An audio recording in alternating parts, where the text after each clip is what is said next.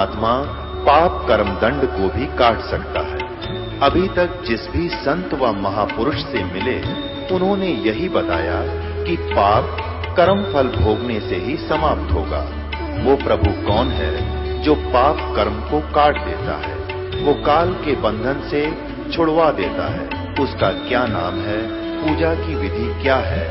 कृपया अवश्य सुनिए जगत गुरु तत्वदर्शी संत रामपाल जी महाराज के अमृत वचन। हम सभी ये तो जानते हैं कि परमात्मा एक है, लेकिन कोई भी व्यक्ति ये नहीं जानता कि वो परमात्मा है कौन, कहाँ रहता है, कैसा दिखता है। सभी श्रद्धालु लोग वेदयानी की सुनी सुनाई बातों को आधार मानकर साधना करते आ रहे हैं। आज हम आपको शास्त्रों के आधार पर प्रमाणित करेंगे कि वो परमात्मा कौन है, कहाँ रहता है, कैसा है। तो आइए सुनते हैं जगत गुरु रामपाल जी महाराज के द्वारा शास्त्रों से प्रमाणित अनमोल सत्संग। सतगुरुदेव की जय।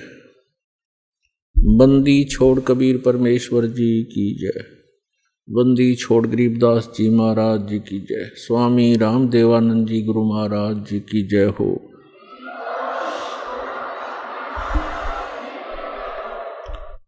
कर जोरूं विनती करूं, धरूं चरण पर शीश।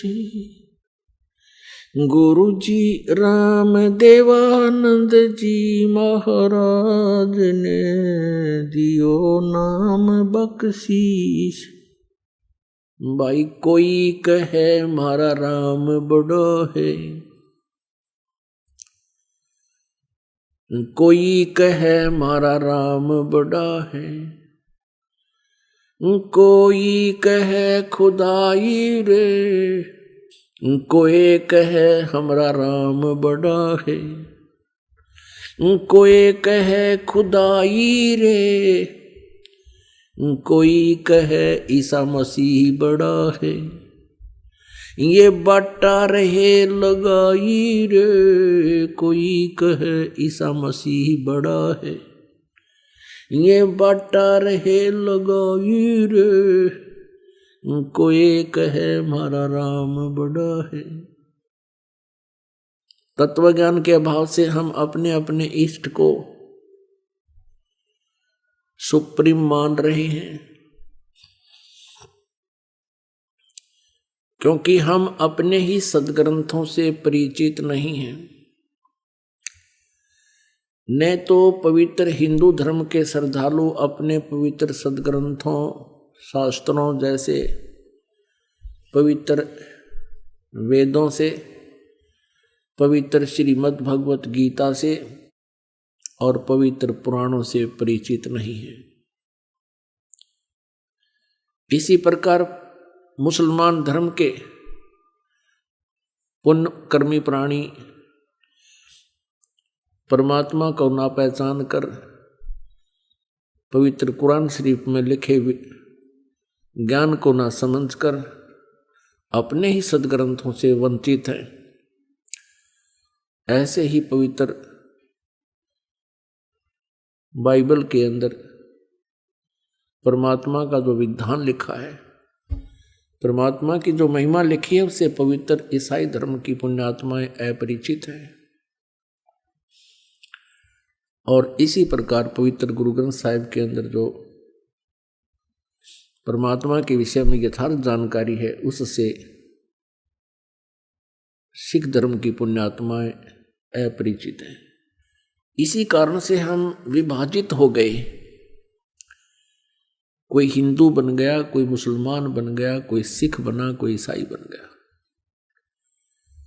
हम किस लिए विभाजित हुए? परमात्मा पाने के लिए, आत्म कल्याण करवाने के लिए। जैसे पवित्र हिंदू धर्म की साधना से वंचित रह करके पवित्र सदग्रंथों का ज्ञान न होने से फिर सोचा कि शायद ईसाई धर्म से कुछ मिल जाए। बहुत से पुण्यकर्मी प्राणी ईसाई धर्म को भी स्वीकार कर चुके हैं। ईसाई धर्म से भी कुछ ना मिला तो फिर मुसलमान धर्म को भी अपना लिया। मुसलमान धर्म से भी जब नहीं संतुष्टि हुई तो सिख धर्म को भी अपनाया। हम ऐसे ही बढ़ते चले गए, हम लेकिन रहे वहीं के वहीं जहां से स्टार्ट हुए थे। कारण क्या रहा कि हम अपने सदग्रंथों को समझ नहीं सके। उदाहरण के लिए एक एग्जाम्पल आपको दिखाते हैं, प्रत्यक्ष प्रमाणित करते हैं। आज सत्संग के अंदर आप सुबह सुन रहे थे कि परमात्मा को कोई तो निराकार बताता है,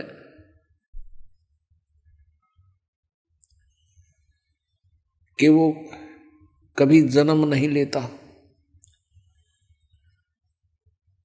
वो सर्वव्यापक है। और कोई उसको साकार बताते हैं, और साकार रूप में वो क्या बताते हैं कि जो भी दृष्टि गोचर है ब्रह्मांड, चांद सूरज सितारे ग्रह, ये ही साकार रूप है परमात्मा का।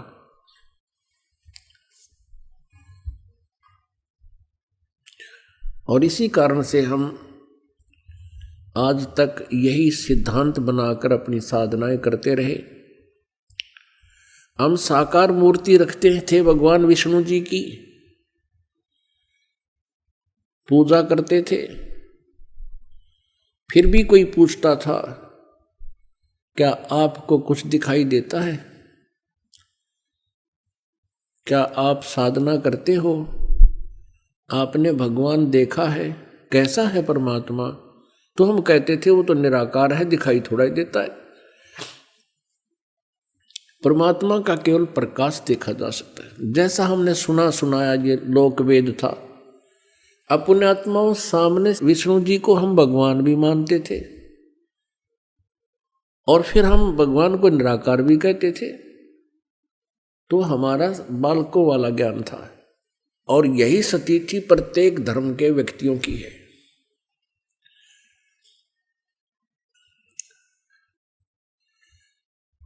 अब आपको बताते हैं परमात्मा कैसा है।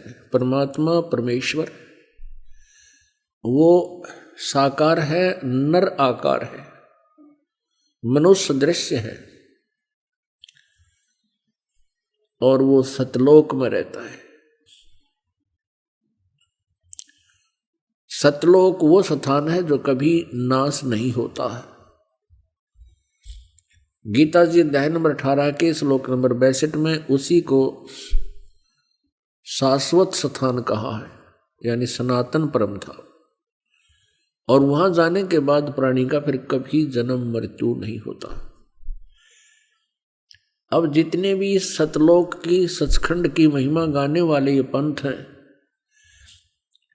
इनको कह का भी ज्ञान नहीं, सचखंड और ऊपर के लोकों का केवल सुना सुनाया ज्ञान परमात्मा कबीर जी की वाणी को उन्होंने रट रखा है। उसी का उल्टा सुल्टा अनुवाद करके इन बोली आत्माओं को भ्रमित कर रखा है, जो उनके अनुयायी हैं।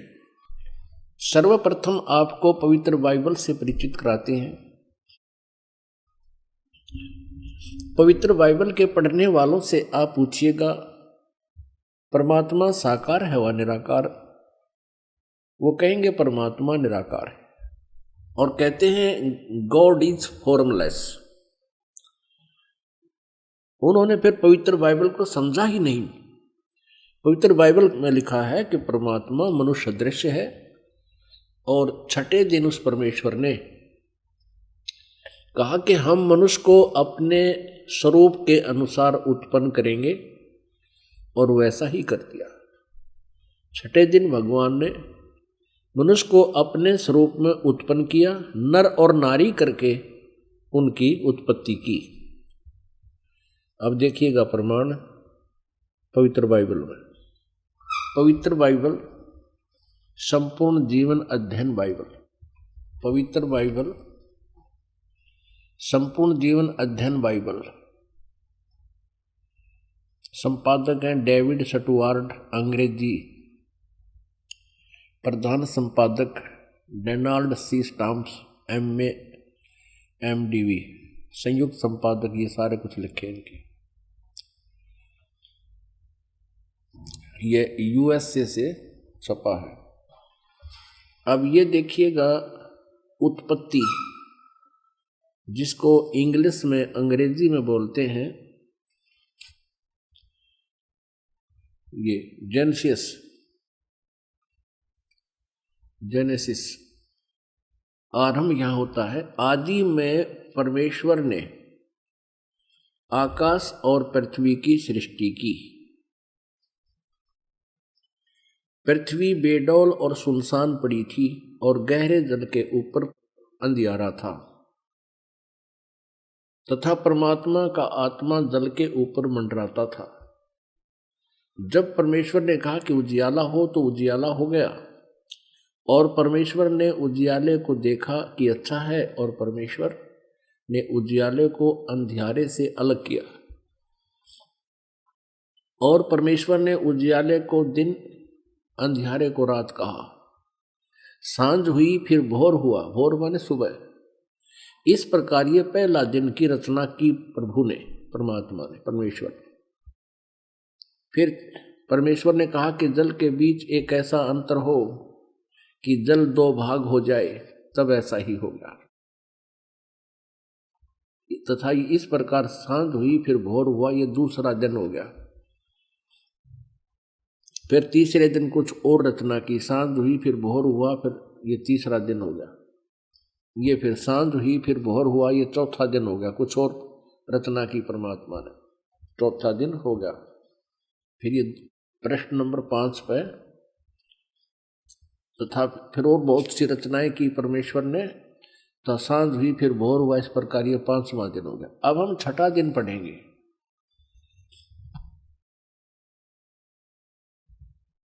फिर परमेश्वर ने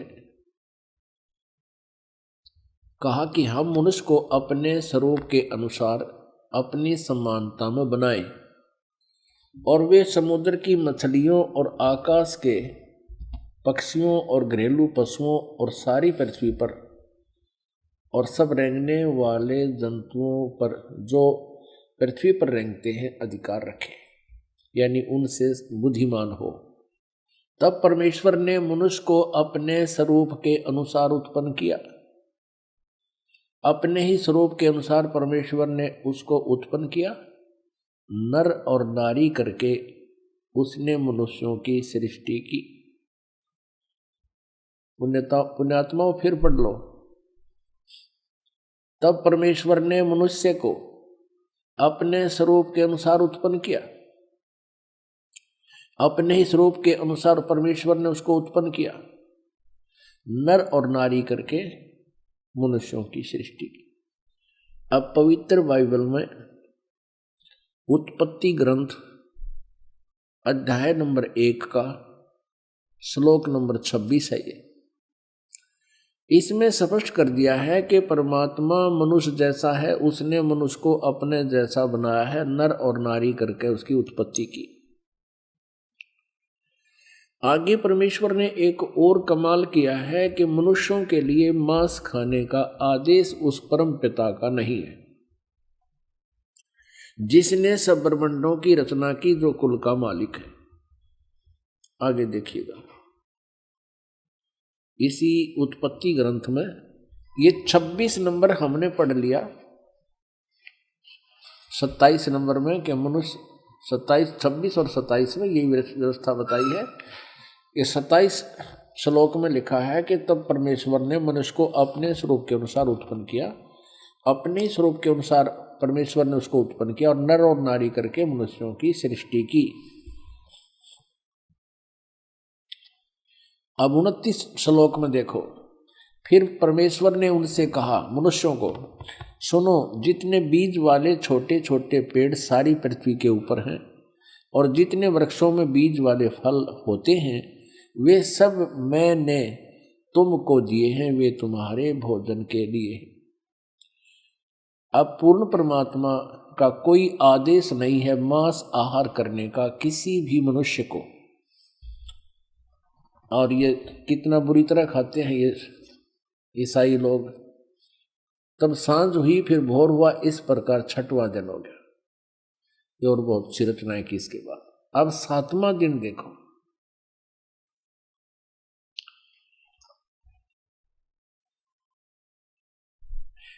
यो आकाश और पृथ्वी और उनकी सारी सेना का बनाना समाप्त हो गया छठे दिन, और परमेश्वर ने अपना काम जिसे वह करता था 7वें दिन समाप्त किया, और उसने अपने किए हुए सारे काम से 7वें दिन विश्राम किया। और परमेश्वर ने 7वें दिन को आशीष दिया, उसे पवित्र ठहराया, सृष्टि के सारी रचना के काम से विश्राम लिया। अब पवित्र बाइबल से बहुत सी रहस्य जो है सामने आएंगे। एक और प्रमाण दिखाते हैं इसी पवित्र बाइबल में, ये देखिएगा। ये प्रश्न नंबर 11 पर भी यही समर्थन है। ये उत्पत्ति ग्रंथ है, 4-5 अध्याय हम चल रहे हैं। अब 5वां अध्याय में भी यही स्पष्ट किया स्टार्ट में, आदम से नूह तक का इसमें जिक्र है, विवरण है। आदम की वंशावली यह है कि जब परमेश्वर ने मनुष्य की सृष्टि की तब अपने ही स्वरूप में उसको बनाया। अब डबल दूसरी बार फिर यहाँ पर प्रमाणित कर दिया कि परमेश्वर ने मनुष्य की सृष्टि की तब अपने ही स्वरूप के में उसको बनाया। उसने नर और नारी करके मनुष्य की सृष्टि की और उन्हें आशीष दी, और उनकी सृष्टि के दिन उसका नाम आदम रखा। अब स्पष्ट हो गया, 2 बार फिर कह दिया। अब आगे दिखाते हैं, ये भी दिखाते हैं कि ये 3 हैं जो इनको कंट्रोल करते हैं। किसको? ईसाई धर्म को। ये देखिएगा, वो 3 हैं, 3 का भी प्रमाण आपको देते हैं। ये देखिएगा, ये है 24 पृष्ठ और वही उत्पत्ति यानी जेनेसिस 17-18। 3 अतिथि। अब्राहम ममरे के बांज वृक्षों के बीच कड़ी धूप के समय तंबू के द्वार पर बैठा हुआ था अब्राहम। तब योहा ने उसे दर्शन दिया। उसने आंखें उठाकर दृष्टि की तो क्या देखा कि 3 पुरुष उसके सामने खड़े। ये तीनों ब्रह्मा विष्णु महेश। जब उसने उन्हें देखा तब उनसे भेंट करने के लिए तंबू के द्वार से दौड़ा और भूमि पर गिरकर दंडवत किया और कहने लगा, हे प्रभु, यदि मुझ पर तेरी अनुग्रह दृष्टि है तो मैं विनती करता हूँ, अपने दास के पास से चले न जाना। मैं थोड़ा सा जल लाता हूँ और आप अपने पांव धोकर इस वृक्ष के नीचे विश्राम करें। फिर मैं एक टुकड़ा रोटी ले आऊं और उसे आप अपने अपने जीव को तृप्त करें, तब उसके पश्चात आगे बढ़ें, क्योंकि आप अपने दास के पास इसलिए पधारे हैं। उन्होंने कहा, जैसा तू कहता है वैसा कर। अब देखो पुण्यात्मा, इस पवित्र बाइबल ने यह सिद्ध कर दिया कि परमात्मा मनुष्य सदृश है, वो साकार है, मनुष्य जैसा है, क्योंकि उसने मनुष्यों की सृष्टि अपने स्वरूप के अनुसार की। दूसरा कंसेप्ट ये क्लियर कर दिया कि 7वें दिन तख्त पर जा बैठा, उसने विश्राम किया। उसके बाद इस काल के हाथ में बागडोर आ गई, ब्रह्म के हाथ में, और इसने अपने तीनों पुत्रों को ये बागडोर संभाल रखी है, श्री ब्रह्मा, श्री विष्णु, श्री शिव जी को।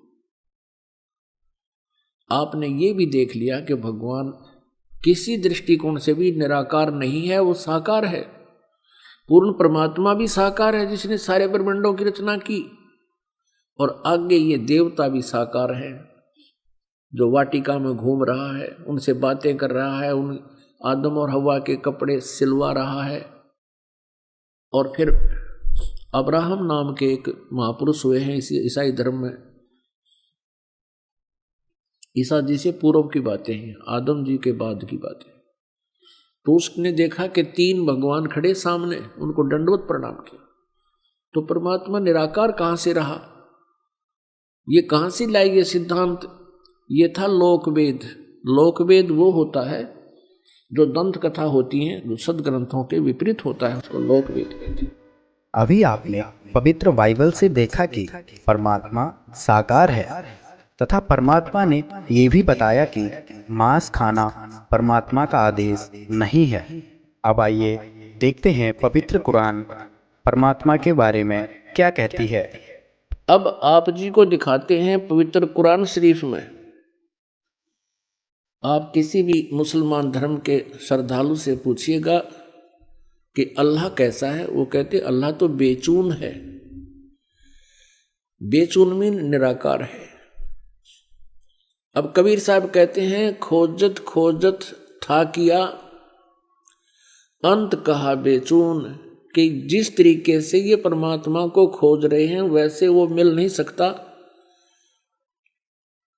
और खोजते खोजते थक गए तो अंत में कह दिया वो निराकार है, दिखाई देता नहीं। और उसी लोकवेद को सभी समाज में प्रवेश कर दिया। अब देखिए पवित्र कुरान शरीफ में परमात्मा साकार है, मनुष्य दृश्य है, और पवित्र कुरान शरीफ का जो ज्ञान देने वाला अल्लाह है, जिस अल्लाह ने पवित्र कुरान शरीफ का ज्ञान दिया वो मुसलमान धर्म का फाइनल गॉड है। अब वो अंतिम भगवान है कि वो पूर्ण परमात्मा मानते हैं कि वो ही समर्थ शक्ति है जिसने कुरान शरीफ का ज्ञान हजरत मोहम्मद जी को दिया। अब दिखाएंगे कि वो ही कुरान शरीफ के ज्ञान देने वाला अल्लाह कहता है कि और एक सुप्रीम गॉड है और उसका ज्ञान मैं भी नहीं रखता, यानी कुरान शरीफ के ज्ञान देने वाला अल्लाह भी उस पूर्ण परमात्मा के ज्ञान से अपरिचित है। उसके लिए ऑप्शन छोड़ दिया है कि किसी बाखबर से पूछो। इसी प्रकार पवित्र श्रीमद् भगवत गीता अध्याय नंबर 4 के श्लोक नंबर 34 में कहा है गीता ज्ञान देने वाला अल्लाह भी वही है और कुरान शरीफ का ज्ञान देने वाला अल्लाह भी वही है। अब पवित्र श्रीमद् भगवत गीता जी अध्याय नंबर 4 के श्लोक 34 में कहा है अर्जुन, उस तत्व ज्ञान को जो परमेश्वर ने स्वयं आकर अपने मुखारविंद से बोला है चौथे अध्याय के 32वें श्लोक में, जिसके विषय में कहा है, उस सच्चिदानंद घनम की वाणी को यानी उस तत्व ज्ञान को तू तत्वदर्शी संतों के पास जाकर समझ, उनको दंडवत प्रणाम करने से, सरलतापूर्वक प्रसन्न करने से वह तत्वदर्शी संत तुझे उस परमात्म तत्व का ज्ञान बताएंगे। इससे सिद्ध है कि पवित्र गीता जी का ज्ञान देने वाला वो भगवान भी अपरिचित है उस कंप्लीट स्पिरिचुअल नॉलेज से और उस परम अक्षर ब्रह्म से, पूर्ण परमात्मा से। अब देखिएगा पवित्र कुरान शरीफ, देखिएगा पवित्र कुरान शरीफ, इसके विषय में लिखा है कि यह वह इलामी किताब है जिसमें कोई संदेह की गुंजाइश नहीं। भाव ये है कहने का कि इसमें जो लिखा है हमें पूर्ण रूप से मान्य है। अब इसमें मुतरजम यानी शास्त्रीय अरबी पद्धति पर नागरी लिपि में रूपांतरकार हैं नंद कुमार अवस्थी, शेरवानी संस्करण।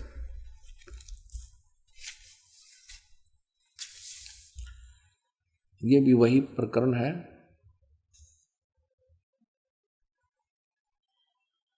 प्रकाशक है लखनऊ किताब घर, मौसम बाग, सीतापुर रोड, लखनऊ।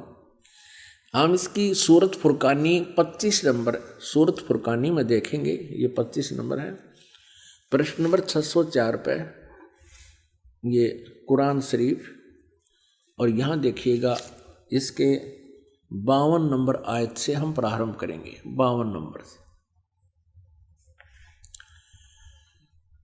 फला तुतियल काफिरन व जाहिदुम बिही जिहादन कबीरन। अब इसी का इन्होंने, ये तो है अरबी भाषा देवनागरी लिपि में लिख दी, ये है अरबी भाषा उर्दू भाषा में लिखी है, उर्दू लिपि में ये सारा, और यही भाषा फिर हिंदी में लिख दी इन्होंने।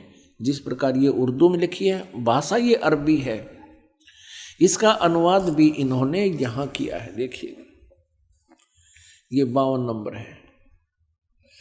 अब कुरान शरीफ के ज्ञान देने वाला अल्लाह हजरत मोहम्मद जी से कह रहा है कि ए पैगंबर, तुम काफिरों का कहा न मानना,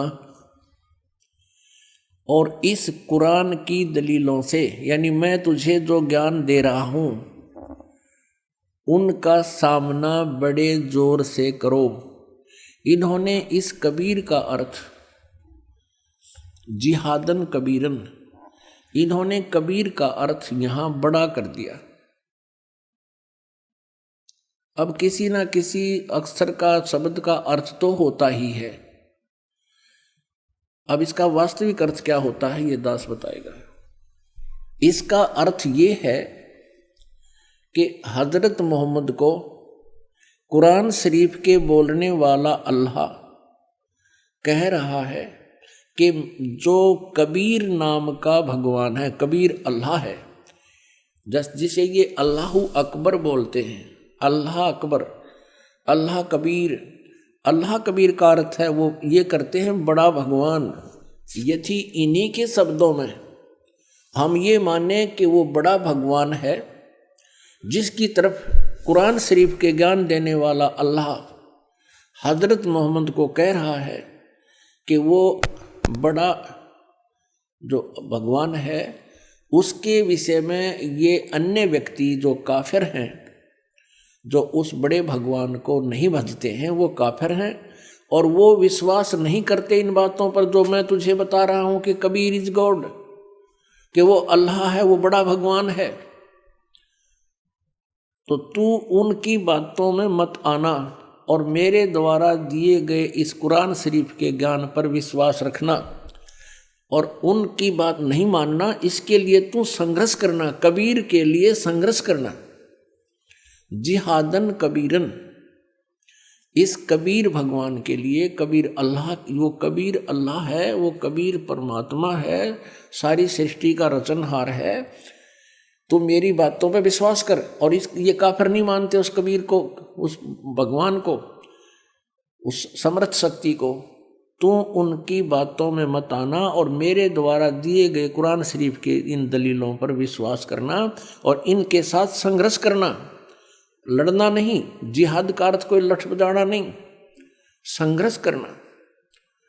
ये चाहे तुझे तंग करें या दुखी करें, लेकिन तू इनकी बातों को मत मानना। इतनी सी बात है। अब यहाँ पर जो कबीर शब्द है, इसमें कबीरन शब्द है, तो दूसरी कुरान मजीद है, पवित्र मजीद है, वो दिखाते हैं। ये पवित्र कुरान मजीद और कुरान शरीफ के और नाम का अंतर है। जो के तो अक्सर हैं, मतलब लाइन पंक्ति का भी अंतर नहीं है, फिर भी इससे बहुत कुछ कंसेप्ट क्लियर होगा। देखिएगा, यह है पवित्र कुरान मजीद। प्रकाशक हैं आसिफ बुक डिपो, 422 मटिया महल, जामा मस्जिद, दिल्ली 6। कुरान मजीद हिंदी मुतरजम मा अरबी मतन, तर्जुमा मौलाना फतेह मोहम्मद खान साहिब जालंधरी, तसही मौलाना अब्दुल मजीद सरवर साहिब। प्रकाशक है Farid book depot private limited, नई दिल्ली। यह है सूरत फुरकानी, जो की त्यों, सूरत फुरकानी 25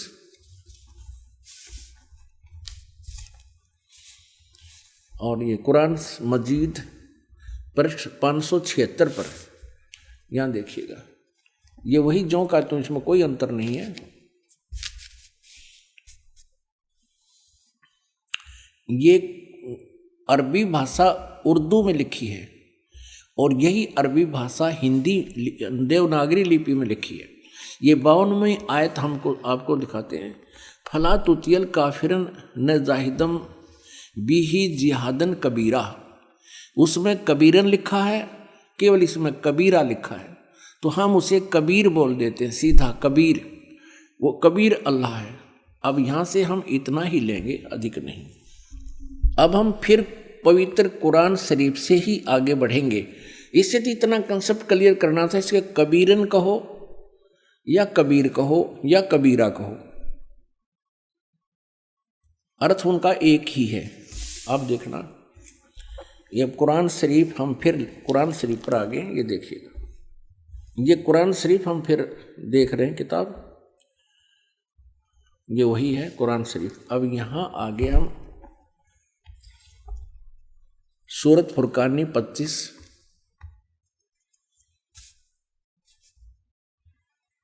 पृष्ठ नंबर 604 पे, और ये वही है नीचे 52वीं आयत। इसमें कबीरन लिखा है, उसमें कबीरा लिखा है स्पष्ट।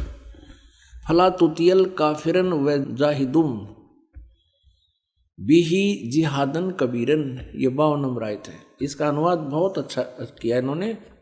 एक पैगंबर तू काफिरों का कहा न मानना, और इस कुरान की दलीलों से, यानी मैं जो तुझे ज्ञान दे रहा हूं, उनका सामना बड़े जोर से करो। अब इसका अर्थ ये है कि वो कबीर नामक परमात्मा है और ये काफिर नहीं मानते इस कबीर इज गॉड, और तो भी उनकी बात मत मानना, संघर्ष करना इसके लिए। और ये अब देखना 53, 54, 55, 56, 57, 58, 59 आयत में कितना क्लियर किया है, ये देखिएगा। ये 607 पृष्ठ पे है। हमने 52 नंबर आयत पढ़ ली है, अब 53 पढ़ेंगे। और वही है वो कबीर नामक अल्लाह, वही है जिसने 2 दरियाओं को मिला चलाया, एक का पानी मीठा प्यास बुझाने वाला और एक का खारी कड़वा, और दोनों के एक आड़ और मजबूत रोक बना दी। अब 54 पढ़ेंगे, ये 53 पूरी होगी। और वही है जिसने पानी की बूंद से आदमी को पैदा किया, फिर उसको साहिबे नसब यानी किसी का बेटा या बेटी, और ससुराल वाला यानी किसी का दामाद बहू बनाया। और तुम्हारा परवरदिगार, यानी देखो स्पष्ट कर रहा है, कुरान शरीफ के ज्ञान देने वाला अल्लाह हजरत मोहम्मद को कह रहा है कि वह तुम्हारा परवरदिगार हर चीज के करने में शक्तिमान है, सतगुर जो चाहे सो कर ही, 14 कोट दूत जमडर ही। और काफिर अल्लाह के सिवा ऐसों को पूजते हैं जो न उनको नफा पहुंचा सकते हैं और न उनको नुकसान, यानी अन्य देवताओं को पूजते हैं, वो उनको ना लाभ दे सकते ना हानि दे सकते, वो काफिर हैं। और काफिर तो अपने परवरदिगार से पीठ दिए हुए हैं, मुंह मोड़े हैं।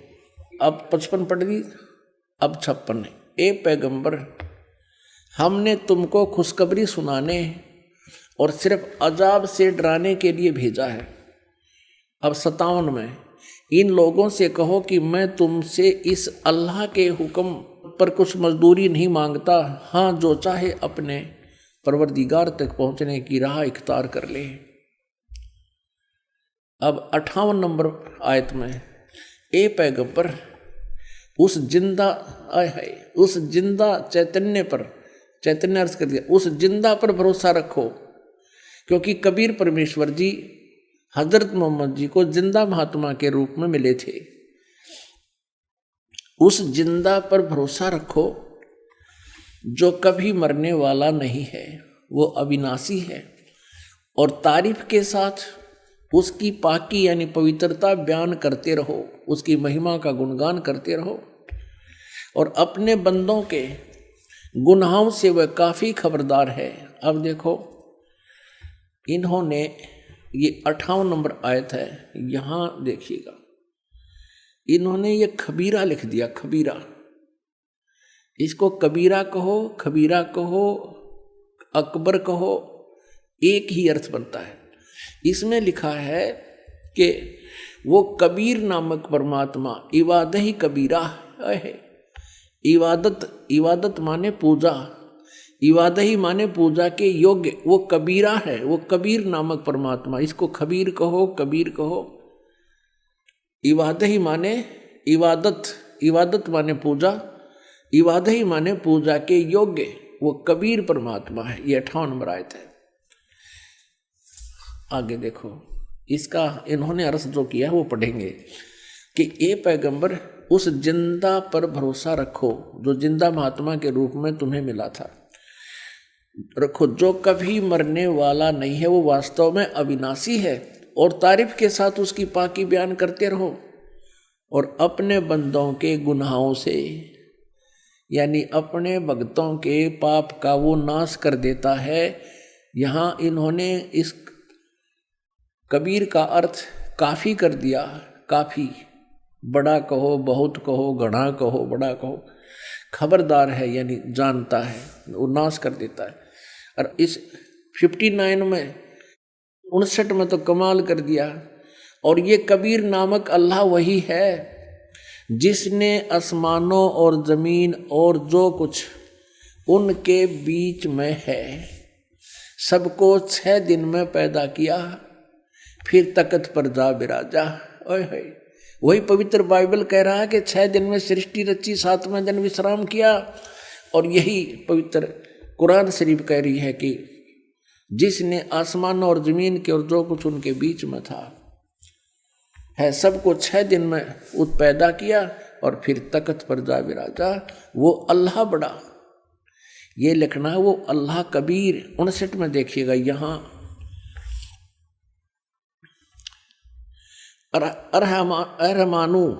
अरहमानु असल फसल बीही यु खबीरन। अब इस खबीरन का अर्थ भी उन्होंने बड़ा कर दिया। वो अल्लाह बड़ा, वो अल्लाह कबीर, यह लिखना चाहिए वो अल्लाह कबीर है। ये देखिए, हम यहां आते हैं 59 पे। जिसने आसमान और जमीन और जो कुछ भी उनके बीच में है सबको 6 दिन में पैदा किया, फिर तख्त पर जा बिराजा। वो अल्लाह कबीर, अल्लाह कबीर लिखना था, वो अल्लाह कबीर है। वो इन्होंने अल्लाह बड़ा कर दिया, वो अल्लाह अकबर है। ये कहते हैं वो अल्लाह अकबर है, वो कबीर बड़ा है। रहमान है, दयालु है। तो उसकी खबर अब यहां स्पष्ट हो गया।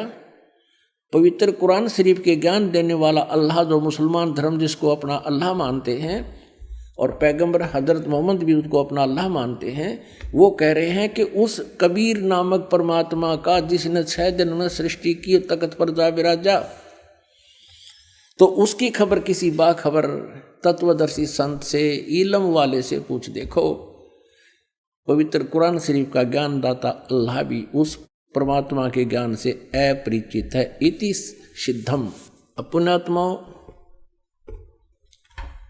इन दोनों धर्मों के, ईसाई धर्म और मुसलमान धर्म के पवित्र सदग्रंथों ने रल मिलकर ये स्पष्ट कर दिया कि वो परमात्मा सशरीर है, नर आकार है, सशरीर है, और उसका नाम कबीर है। वो साकार है। तो निराकार बेचून कैसे हुआ प्रभु? ये लोक वेदता दंत कथा थी। शास्त्रों को ना समझकर मनमुखी ये ज्ञान हम प्रचलित कर चुके थे और इस पर आश्रित थे।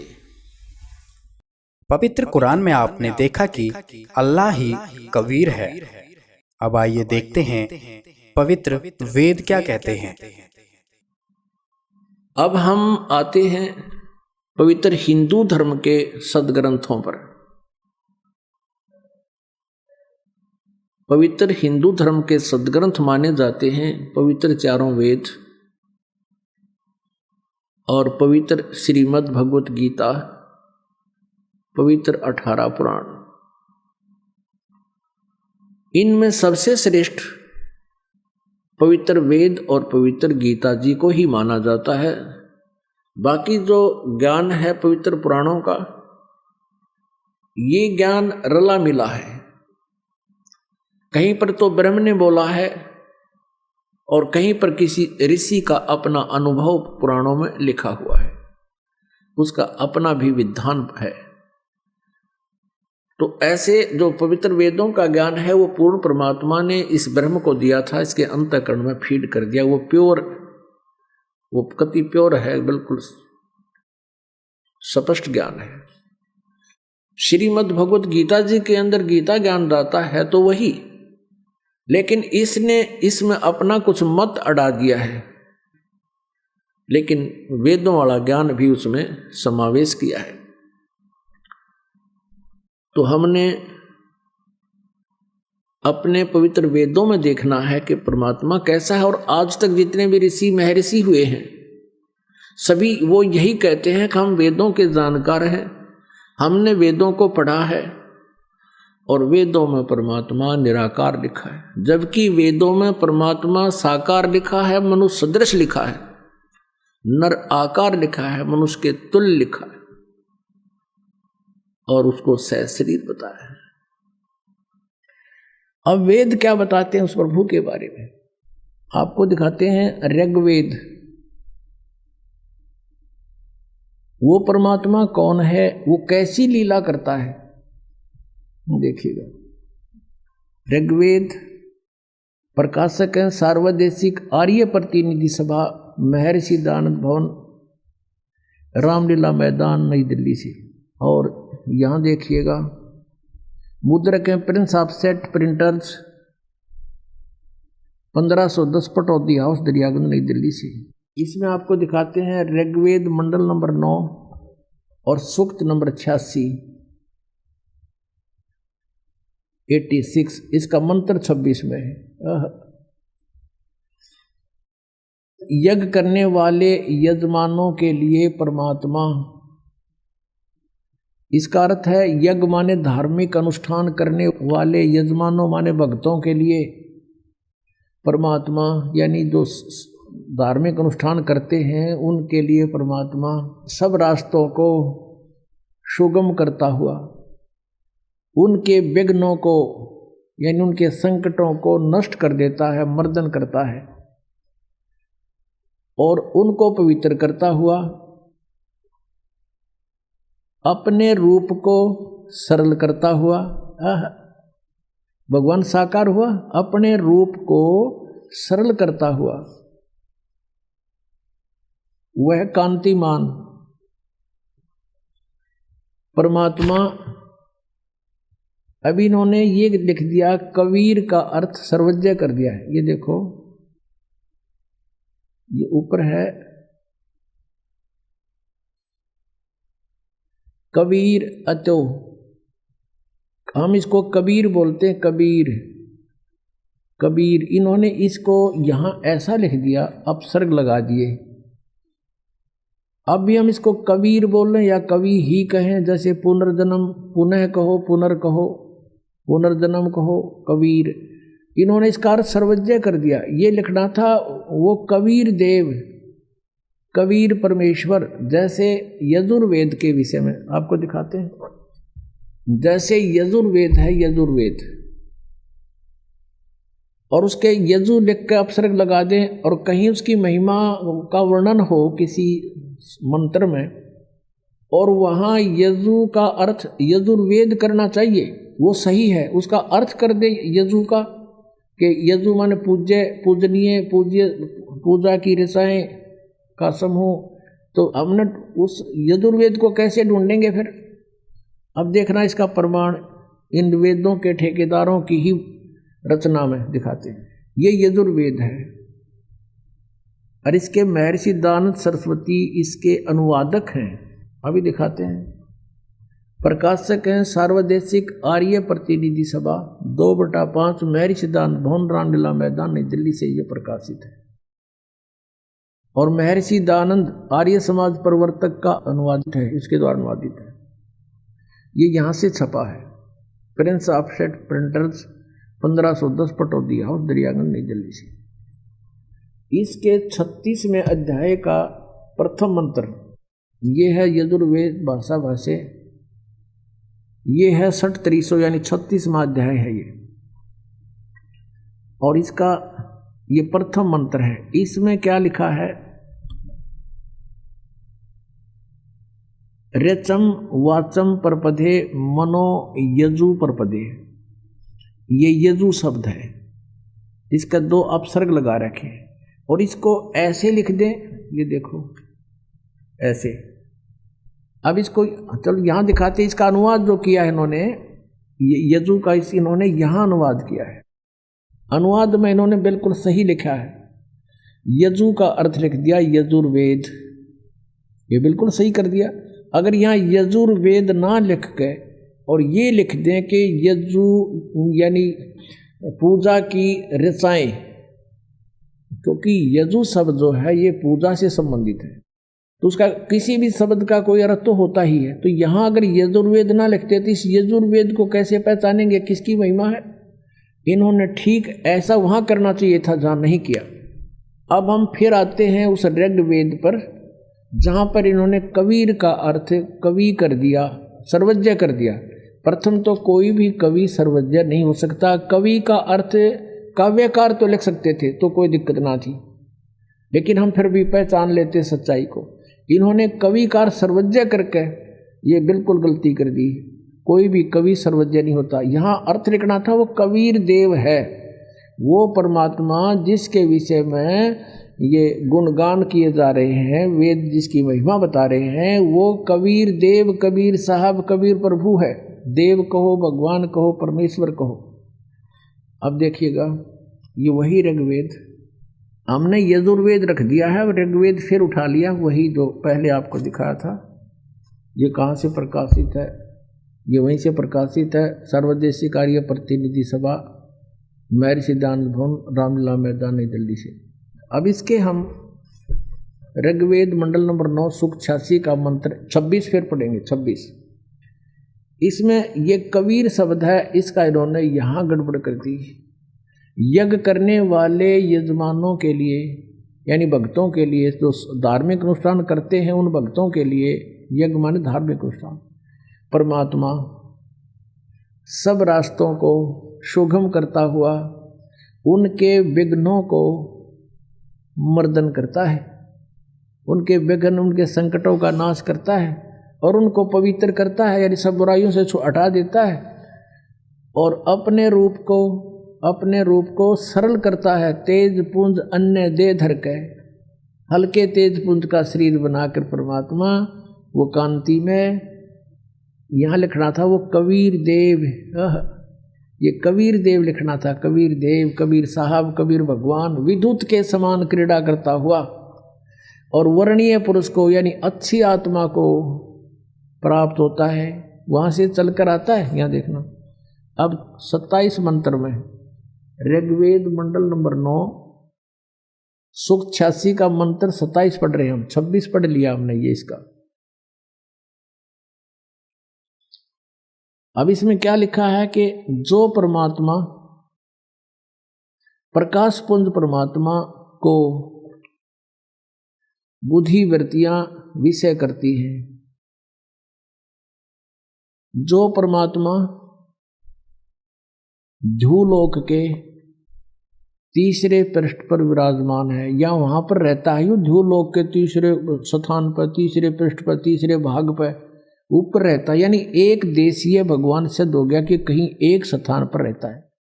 और वहां से फिर देखना अब ऋग्वेद मंडल नंबर 9 सूक्त 82 का ये देखिएगा, ऋग्वेद मंडल नंबर 9 सूक्त 82 और मंत्र नंबर 1 82 का ये मंत्र नंबर 1 है। सर्व उत्पादक प्रभु, सबकी सृष्टि रचने वाला प्रभु यानी परमात्मा प्रकाश रूप है, सद्गुणों की वृष्टि करने वाला है, पापों को हरण करने वाला है, वह है राजेव, राजा के समान। ये देखना 269 पर हम पढ़ रहे हैं, 269 पर। अब 270 पर हम आगे तो देखो ना, तो और पृष्ठ दिखा दिया होगा, 270 पर हम आगे 270 पर। तो राजा के समान दर्शनीय है, यहाँ आपने देखा राजेव, राजा के समान, राजा के, और यहाँ लिखा है समान। दर्शनीय माने देखने जोगा है, दिखाई देता भगवान मनुष्य जैसा है, नर आकार है और वह पृथ्वी आदि लोक लोकांतरों के चारों ओर शब्दमान हो रहा है। वह वर्णीय पुरुष को यानी अच्छी आत्मा को, श्रेष्ठ आत्मा को, जो दृढ़ भक्त है उसको पवित्र करता हुआ प्राप्त होता है। यानी परमात्मा कैसे और जिस प्रकार विद्युत स्नेह वाले स्थानों को आधार बनाकर प्राप्त होता है, इसी प्रकार परमात्मा, उक्त गुण वाला परमात्मा भी ऐसे ही करता है। अब यहाँ उद्देश्य क्या होता है उस भगवान का? अब ऋग्वेद मंडल नंबर 9 सूक्त 82 के मंत्र नंबर 2 में बताया है कि हे परमात्मा, उपदेश करने की इच्छा से यानी तत्व ज्ञान बताने की इच्छा से आप महापुरुषों को प्राप्त होते हो, अच्छी आत्माओं को मिलते हो, महान आत्माओं को, और आप अत्यंत गतिशील पदार्थ के समान यानी बहुत तेजो गति में चलने वाले की तरह हमारे आध्यात्मिक यज्ञ को प्राप्त होते हो। आप कवि का अर्थ लिख दिया, कवि सर्वज्ञ है, आप कबीर देव हैं। परमात्मा ने 600 वर्ष पहले कहा था, वेद मेरा भेद है, मैं ना वेदन के माही और जौन वेद से मैं मिलूं। वो वेद जानते नहीं, वेद मेरी महिमा गा रहे हैं, पर इन में वर्णित विधि से मेरी प्राप्ति नहीं हो सकती। वह परमात्मा कबीर देव है, शुद्ध स्वरूप है। हमारे पापों को दूर करके हे अमर परमात्मा, हे सोम, आप हमको सुख दें और भाव को उत्पन्न करते हुए आप हमको सुख दें और प्रेम भाव को उत्पन्न करते हुए पवित्रता को उत्पन्न करें। ये वैसे यहाँ ये देखो ये कितने विचलित हैं। यहाँ इन्होंने निजम का अर्थ पवित्रता कर दिया। यहाँ लिखना था आप अपने उस रूप में ही, उसी साकार रूप में हमें प्राप्त हों या प्रकट हों। अपने आत्मा ये स्पष्ट हो गया कि कबीर परमात्मा है और वो यहाँ अपने सतलोक से चलकर गति करके आता है, अच्छी आत्माओं को मिलता है, उनको तत्व ज्ञान से परिचित कराता है। अब फिर और दिखाते हैं आपको। ऋग्वेद मंडल नंबर 9 सूक्त 96 का 16वां मंत्र है। उसमें पूछा है कि हे परमात्मा, आप अपना नाम बताइए, आपका वास्तविक नाम क्या है। देखिएगा ऋग्वेद मंडल नंबर 9 सूक्त 96 इसके 16 मंत्र में, मंत्र नंबर 16 में कहा है कि हे परमात्मन, सर्वोपरि रहस्य श्रेष्ठ, यो नाम का इन्होंने अर्थ तुम्हारी संज्ञा कर दिया। लिखना था हे परमात्मन, सर्वोपरि रहस्य में यानी गुप्त आपका जो श्रेष्ठ नाम, जो नाम है, संज्ञा नहीं, आप उसका ज्ञान कराएं। अब इसमें 17वें श्लोक में ये स्पष्ट किया है कि शिशुम जगानम हरियंतम मर्दंती शुभंती वहीन मरुतो गणेन कबीर गिरभी यु रह पर कबीर गिरभी कावेना कबीर संत सोम पवित्र एति पवित्रम अत्येति रेभन। इसका सीधा सारथ है कि जो परमात्मा अपनी लीला अनुसार एक शिशु बालक का रूप धारण करके जानबूझ कर प्रकट होता है और वो अपनी महिमा की कबीर वाणी के द्वारा कावेना कवि यानी कविताओं से अपनी महिमा का गुणगान करता है ऊंचे स्वर में। रेबन माने ऊंचे स्वर में बोल बोल के, और वो कबीर देव होता है और वो होता है परमात्मा, उसका नाम कबीर देव है। अभी इन्होंने क्या कर रखा है, शिशुम का अर्थ कुछ और ही कर दिया। उस परमात्मा को जो सदा प्रकट है, जो अत्यंत कमनीय है, उसको उपासक लोग बुद्धि विषय करते हैं और उसकी स्तुति द्वारा उसके गुणों का वर्णन करते हैं। विद्वान लोग उस गतिशील परमात्मा का गुणों के गणों द्वारा वर्णन करते हैं। अब यहाँ इन्होंने क्या कर दिया, इस कबीर गिरभी को दो भाग कर दिए। कवि कबीलो कर दिया कबीर का, और गिरभी माने वाणी द्वारा। यहाँ लिखना था कबीर वाणी द्वारा, कबीर कबीर गिरभी, गिरभी माने वाणी द्वारा, गिर माने वाणी, गिरभी माने वाणी द्वारा, कबीर वाणी द्वारा। और काविन कविताओं से बोलता है। रेभन माने गरजता हुआ, ऊंची आवाज में बोलता है रेभन। इसका इन्होंने इस एक कवि का अर्थ तो कर दिया कबीर का, इस कबीर का अर्थ नहीं किया। आप देख लो, ये ब्रैकेट में इनकी संस्कृत है, इसमें कहीं पर भी दूसरा कबीर नहीं है। कबीर ये देखो, ये पीछे देख के खूब देख सकते हो। और यहां केवल एक कबीर लिखा है, ये लिखा है कबीर। ये कबीर गिरभी, कबीर वाणी द्वारा लिखना था। उसके बाद कबीर शब्द नहीं है, ये इनके सब आदि है, इसमें कहीं पर भी कबीर शब्द नहीं है। और ये एक कबीर ने खा गए। अब जब एक अक्षर का भी अर्थ कहीं नहीं है तो वो अनुवाद कैंसिल होता है, क्रॉस लग जाता है। इन अनुवाद ठीक नहीं किया। अब इसका अर्थ ये है, ये दास बताएगा, परमात्मा ने ये चारों वेद पांचों वेद दिए थे इस काल को, और जो कुछ भी इसमें लिखना कहना सुनना था हमारे लिए वो सारा कुछ लिख कर इसको दे दिया। अब उसने एज इट इज बाहर निकाल दिए, ये न्यो के न्यो है। इसमें परमात्मा ने आप पर बताया है कि आपका असली नाम क्या है, प्रश्नोत्तरी स्वयं लिखकर भेज रखे। फिर यहाँ बता रखा है कि वो कबीर देव है, और वो शिशु रूप धारण करके जब प्रकट होता है अपने उद्देश्य को लेकर आता है तत्व ज्ञान देने के लिए, वो अपने मुख से वाणी बोलता है। वो कबीर जी द्वारा बोली गई वाणी कबीर वाणी कहलाती है। उस कबीर वाणी द्वारा कविताओं से, यानी कविताओं के माध्यम से, लोकोक्तियों के माध्यम से अपना सत्ज्ञान उच्चारण करता बोलता है। वो परमात्मा होता है कबीर देव। कबीर संत सोम वो ऋषि या संत रूप में प्रकट होता है, और वो कवियों की तरह आचरण करता है, वो होता है परमात्मा। अब देखो ये बताते भगवान निराकार है और वेदों के ठेकेदार बन रहे, और वेद भगवान को साकार बतावें, एक देशीय बतावें। पवित्र वेदों में आपने देखा कि पूर्ण परमात्मा परम पिता परमेश्वर कबीर साहिब जी ही हैं। अब आइए देखते हैं कि पवित्र गुरु ग्रंथ साहिब परमात्मा के बारे में क्या कहता है। गुरु नानक देव जी के गुरु जी कौन थे, फिर से कंसेप्ट क्लियर हो जाएगा। ये देखिएगा, जन्म साखी भाई बाले वाली गुरु नानक देव जी की जन्म साखी। भाई चतर सिंह जीवन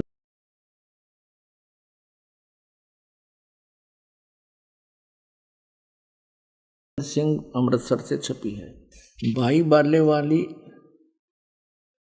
श्री गुरु नानक देव जी की जन्म साखी ये यहाँ से छपी अमृतसर से। चतर सिंह जीवन सिंह बाजार माइया सेवा अमृतसर, इनके फोन फैक्स है। इसमें देखिएगा 197 पृष्ठ पे हम पढ़ेंगे। 197 पृष्ठ पे साखी मक्के मदीने की। एक काजी रुकन दीन था, उससे वार्ता हो रही है। नानक साहिब जी इसका जवाब दे रहे हैं। नानक आखे रुकन दीन, सच्चा सुनो जवाब, चारों कूट सलामत करता तू ही होए सवाब। इसमें क्या बताया है कि खालक आदम सिरजिया, आलम बड़ा कबीर, यानी जिस परमात्मा ने आदम जी की रचना की, उत्पत्ति की, वो आलम माने परमात्मा, बड़ा माने सबसे बड़ा, कबीर माने कबीर, वो कबीर सबसे बड़ा परमात्मा है। और कायम दायम कुदरती सिर पीरा दे पीर, सब गुरुओं के गुरु यानी जगत गुरु वही हैं। फिर यहाँ नीचे लिखा है, ये सजदे करे सैयदे करे खुदाई नु आलम बड़ा कबीर। अब यहाँ क्या करते थे कि कबीर का अर्थ ये बड़ा करके टाल देते थे। नानक साहिब जी ने ये भी समाधान कर दिया कि बड़ा अलग है, कबीर अलग है, कि उस सबसे बड़े कबीर परमात्मा को तुम सजदे करो, उसकी भक्ति करो, इसका ये अर्थ है। अब आपको दिखाते हैं जन्म साखी भाई बाले वाली पंजाबी लिपि में, गुरमुखी लिपि में, पंजाबी भाषा में। देखिएगा, ये देखिएगा, ई जन्म साखी अज तक छप चुकियां नालों वड्डी है, सब तो वड्डी ते पुरातन है। भाई बाले वाली जन्म साखी श्री गुरु नानक देव जी दी पंजे साहिब दी साखी ते 10 पातशाह दे जीवन समेत मुकम्मल साखियां हैं। प्रकाशक हैं ये doctor Jawahar Singh Kripal Singh and company, पुस्तकों वाली गली नंबर 8 बाग रामानंद अमृतसर। ये अब हम इसके उस आते हैं 252 पृष्ठ पर आपको ले चलते हैं। ये है सिद्धानाल गोष्ठी, पृष्ठ नंबर 251 से प्रारंभ करेंगे। सिद्धानाल गोष्ठी। ता गुरु नानक जी बचन कीता मर्दाना, असानू करतार ने कि मेरे को भगवान ने एडा वड्डा गुरु मिलाया है, जो बिना करतार के थी असाडी दृष्टि तले नहीं आमदा। इसे सिद्ध हो गया कि क्या कहते हैं श्री नानक देव जी के मर्दाना असानो यानी मेरे को करतार ने, सब सृष्टि के रचने वाले ने एडा वड्डा गुरु मिलाया है जो बिना करतार थी असाडी दृष्टि तले नहीं आउंदा, यानी बिना परमात्मा की कृपा बिना वो ऐसा गुरु नहीं मिल सकता। इसे सिद्ध है कि नानक साहिब जी को कोई गुरु मिला है। आगे देखिएगा वो कब मिला है, ये 252 पृष्ठ पर आ गया।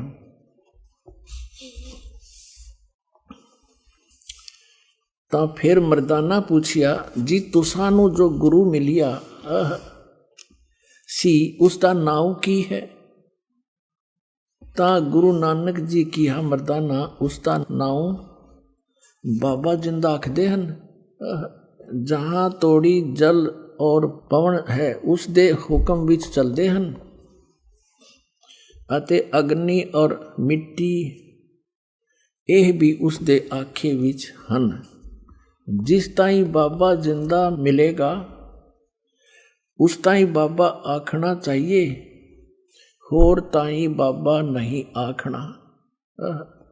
ता मर्दाने पूछिया कि हाँ गुरु जी असी ता तुहाडे नाल ही रहंदे आहे, हम तुम्हारे साथ ही रह रहे हैं, तो सानू यानी आपको कद मिलिया है, वो कब मिला है। ता गुरु नानक देव जी की हा मर्दाना अजे तू असा थी नहीं आया से, जब तक तू मेरे पास नहीं आया था, जद असी मिलन गए से। ता मर्दाने किहा जी कद गए से। ता गुरु जी कहा जद सुल्तानपुर विच डुबकी लाई थी यानी नदी पर डुबकी लगाई थी। तब मर्दाना असी यानी मैं 3 दिन उसे पासे रहे से, 3 दिन उसी के पास रहे थे। मर्दाना भाई बाबा बाला जानता है मर्दाना वो ऐसा गुरु है जिसकी सता संपूर्ण जगत नू आसरा दे रही है। अते मर्दाना जिंदा उसनों कहते हन जो काल दे वस ना आवे और ना हवे अथो काल उस दे वस होए। ता मर्दाना ने किया रंग क्या है उस अते उसदा आसन कीथे है। ता गुरु जी किया मर्दाना उसदा रंग लाल है, पर उस लाली नाल कोई लाली मिलदी नहीं।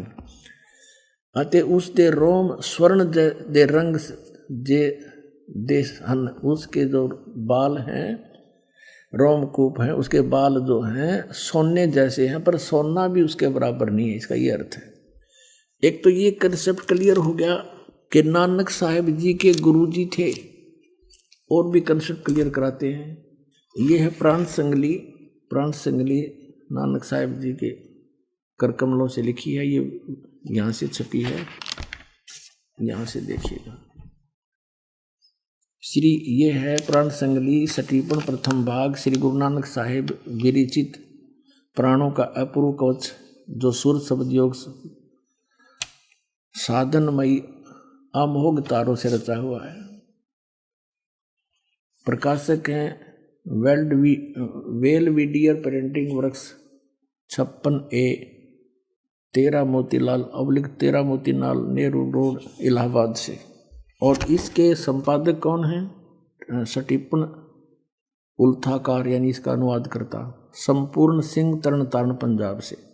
इसमें स्पष्ट किया है अनुवादकर्ता ने, नोट एडिटर संत बानी पुस्तक वाला, वास्तव में यह पुस्तक असल ग्रंथ की ज्यों की त्यों नकल है। नकल देवनागरी अक्षरों में है, उसका उल्था या तर्जमा नहीं है। ज्यों की त्यों है, उसका कोई उल्था नहीं है इसमें। अब इसके जीवन चरित्र में नानक साहिब जी का जीवन चरित्र लिखा इस महापुरुष ने। इस पुस्तक के 15 पृष्ठ पर स्पष्ट किया है। संवत 1554 में गुरुजी एक दिन नियमानुसार पहर रात कर रहे सेवक के साथ बेई नदी पर स्नान को गए तो वहां एक साधु से भेंट हुई, जिसने चेताया कि बाबा नानक जी तुम किस काम के लिए इस संसार में भेजे गए हो, तुम्हारे लिए सच्चे दरबार से क्या आज्ञा है और क्या कर रहे हो। इस पर गुरुजी उस साधु के साथ बेई नदी में घुसकर 3 दिन तक गुप्त रहे और ये कंसेप्ट इन्होंने क्लियर कर ही दिया है कि मुझे जिंदा महात्मा के रूप में वो संत मिले और यही परमात्मा पूर्ण ब्रह्म सत्पुरुष है। ये जिंदा महात्मा के रूप में आकर के उन महापुरुषों को मिलते हैं, अच्छी आत्माओं को, ये वेद गवाही देते हैं। और इसी तरह जिंदा महात्मा के रूप में किस किस को मिले, आदरणीय धर्मदास साहिब जी को मथुरा में मिले, आदरणीय मुल्कदास साहिब जी को मिले, आदरणीय दादू साहिब जी को सांभर में मिले, आदरणीय नानक साहिब जी को जिंदा महात्मा के रूप में वही परमेश्वर सतपुरुष यानी कबीर साहिब बेई नदी सुल्तानपुर के पास मिले। आदरणीय गिरिदास साहिब जी को गांव छुड़ानी जिला झज्जर हरियाणा वाले को खेतों में जंगल में गऊ चरा रहे थे जब 10 वर्ष के थे, वहां ये जिंदा महात्मा के रूप में मिले। आदरणीय घीसा दास साहिब जी को गांव खेखड़ा में मिले, जिला मेरठ उत्तर प्रदेश में। तो पुण्यात्माओं इतने प्रमाण हैं और उन महापुरुषों ने यानी आदरणीय गरीबदास साहिब जी ने कहा कि हम सुल्तानी नानक तारे दादू को उपदेश दिया, वो जात जुलाहा भेद नहीं पाया, काशी माए कबीर होया। तो ये कंसेप्ट क्लियर हो गया कि श्री नानक देव जी के गुरु जी थे और बाबा जिंदा थे। हम इस बात को यहीं तक सीमित रखते हैं कि उनके गुरु जी थे, कोई बाबा जिंदा थे और वो पूर्ण परमात्मा के ने उस करतार ने उनको मिलाया। वो स्वयं कहते हैं कि करतार ने मुझे इतना बड़ा गुरु मिलाया है। और यही गरीबदास साहिब जी कहते हैं, अनंत कोट ब्रह्मांड का एक रति नहीं भारे, सतगुरु पुरुष कबीर हैं ये कुल के सिरजनहारे। तो इससे सिद्ध हो गया कि इन महापुरुषों के गुरुजी थे जिनको मोक्ष प्राप्त हुआ। अब प्रसंग आता है कि क्या कबीर साहिब जी के भी गुरुजी थे? यस, कबीर साहिब पूर्ण परमात्मा हैं, असंग ब्रह्मांड के स्वामी हैं और इनको गुरुजी की कोई आवश्यकता नहीं थी। लेकिन इन्होंने गुरु इसलिए बनाना अनिवार्य समझा कि आने वाले समय में काल का दाव लग जाएगा और ये कहा करेंगे काल के दूत संत, क्या कबीर जी ने कौन सा गुरु बनाया था? हमारे परम धनी ने भी ना बनाया। लेकिन इनके परम धनी का तो ये दिखा दूं आपके सामने सारा सांग के बना इसके संग। लेकिन परमेश्वर ने स्वयं इस मर्यादा को बनाए रखने के लिए ये वाणी बोली, गुरु बिन माला फेरते गुरु बिन देते दान, गुरु बिन दोनों निष्फल है चाहे पूछो वेद पुराण।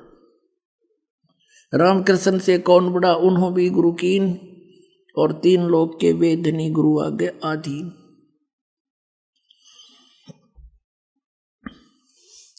अपने आत्माओं ये पवित्र कबीर सागर है, इसमें थोड़ा सा और आपको दिखा देते हैं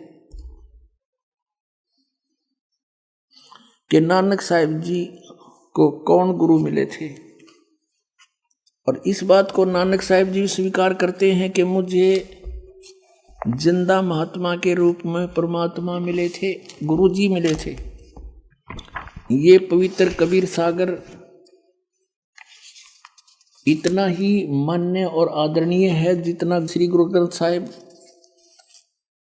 और श्री गुरु ग्रंथ साहिब से पहले का है, क्योंकि परमात्मा सन 1398 से सन 1518 तक लीला करते हुए इस भारतवर्ष की पृथ्वी पर रहे। तो धर्मदास जी ने ये लिपिबद्ध किया था। जैसे भाई बालाजी ने सारी वार्ता नोट करके जन्म साखी में लिखवा दी। इसी प्रकार धर्मदास जी की जो वार्ता परमात्मा से हुई उन्होंने जो की तो लिपिबद्ध कर दी। ये देखिएगा, ये है कबीर सागर, कबीर पंथी भारत पथिक,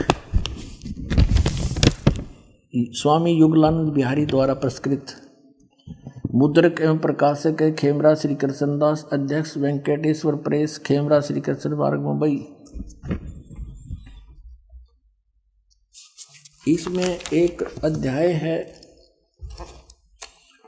ये देखिएगा, सवसम वेद एक अध्याय है, सवसम वेद बोध, और इसमें 158 पृष्ठ पर हम पढ़ेंगे। इसमें अलग अलग खंड हैं। ये बोध सागर खंड है, इसका अध्याय है सवसम वेद। अथ नानक साह जी की कथा चौपाई के माध्यम से। नानक सा कीन तप भारी, बहुविध भय ज्ञान अधिकारी।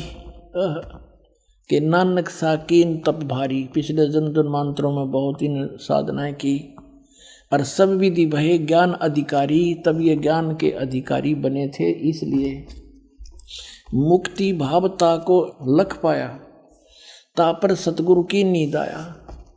जिंदा रूप धर्यो तब साई, प्रभु पंजाब देश चल आई।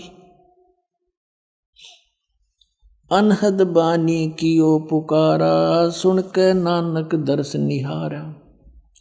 सुन के अमर लोक की बानी, जान पड़े निज समर्थ ज्ञानी। आवा पुरुष महागुरु ज्ञानी, अमर लोक की सुनी न बानी। जब नानक साहिब जी की और परमात्मा कबीर जी की जो जिंदा महात्मा के रूप में थे, उनकी जो वार्ता हुई, तो नानक साहब ने कहा कि जो आप कथा सुना रहे हो ये मैंने कभी नहीं सुनी। अर्ध सुनो प्रभु जिंदा स्वामी, कहाँ अमर लोक रहे निज धामी। अर्ध सुनो प्रभु जिंदा स्वामी, कहो न कही अमर निज बानी। धन कबीर परम गुरु ज्ञानी।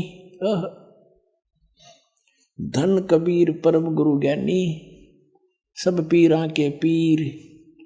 कोई न पावे तुमरो भेदा, खोजत के ब्रह्मा चौवेदा। जब नानक बहुते तप कीना, निरंकार बहुते दिन चीन्या। इस निरंकार से पुरुष निनारा, अजर दीपता की टकसारा।